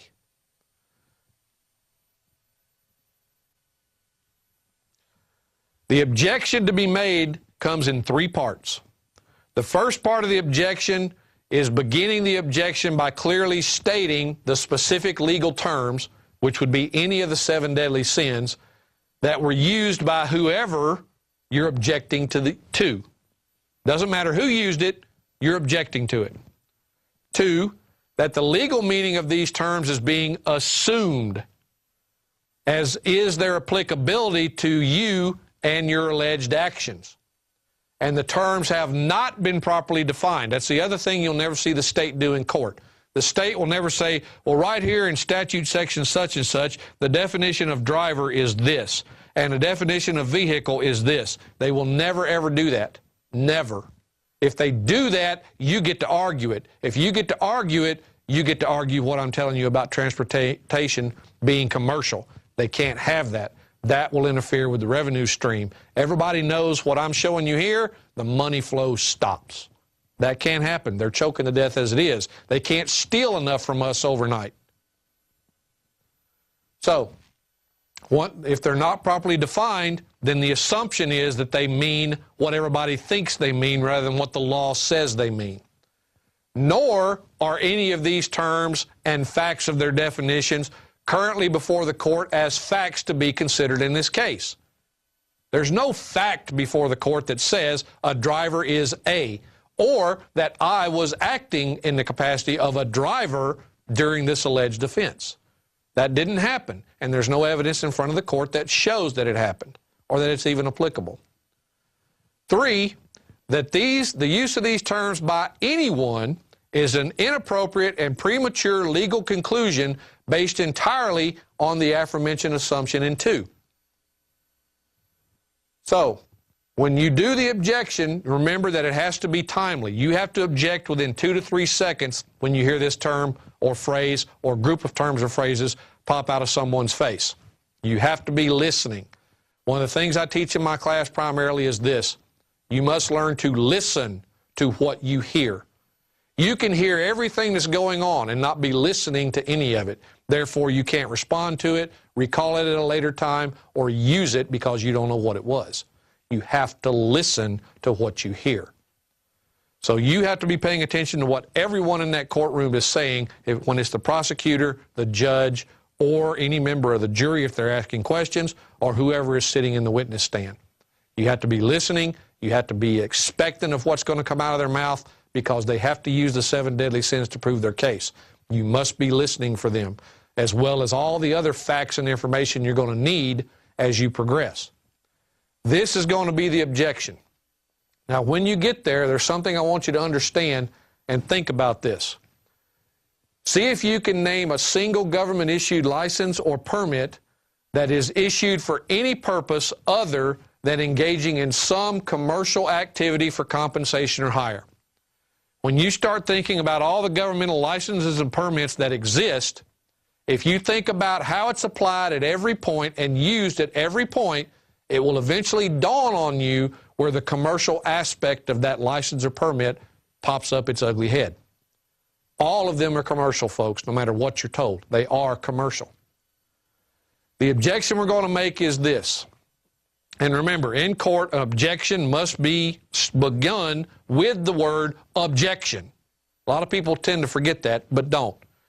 Objection to the use of the terms and whatever terms you're objecting to. Let's say, for instance, the prosecutor is questioning the officer, and the prosecutor said, when the defendant was driving his vehicle, and he gets that far before you can object, there's two of the 7 deadly sins you need to be objecting to: drive and vehicle. So this is how the objection will go. Objection to the use of the terms drive and vehicle.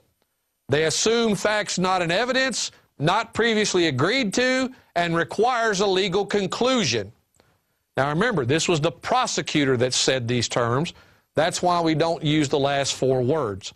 Had this been the witness on the stand, such as the officer, we would have added the 4 words, by the fact witness. The prosecutor is not a fact witness. He was not present at the time of the alleged offense. So we stop with conclusion when we make our objection when the prosecutor, the jury member, or the judge attempts to use any of the 7 deadly sins.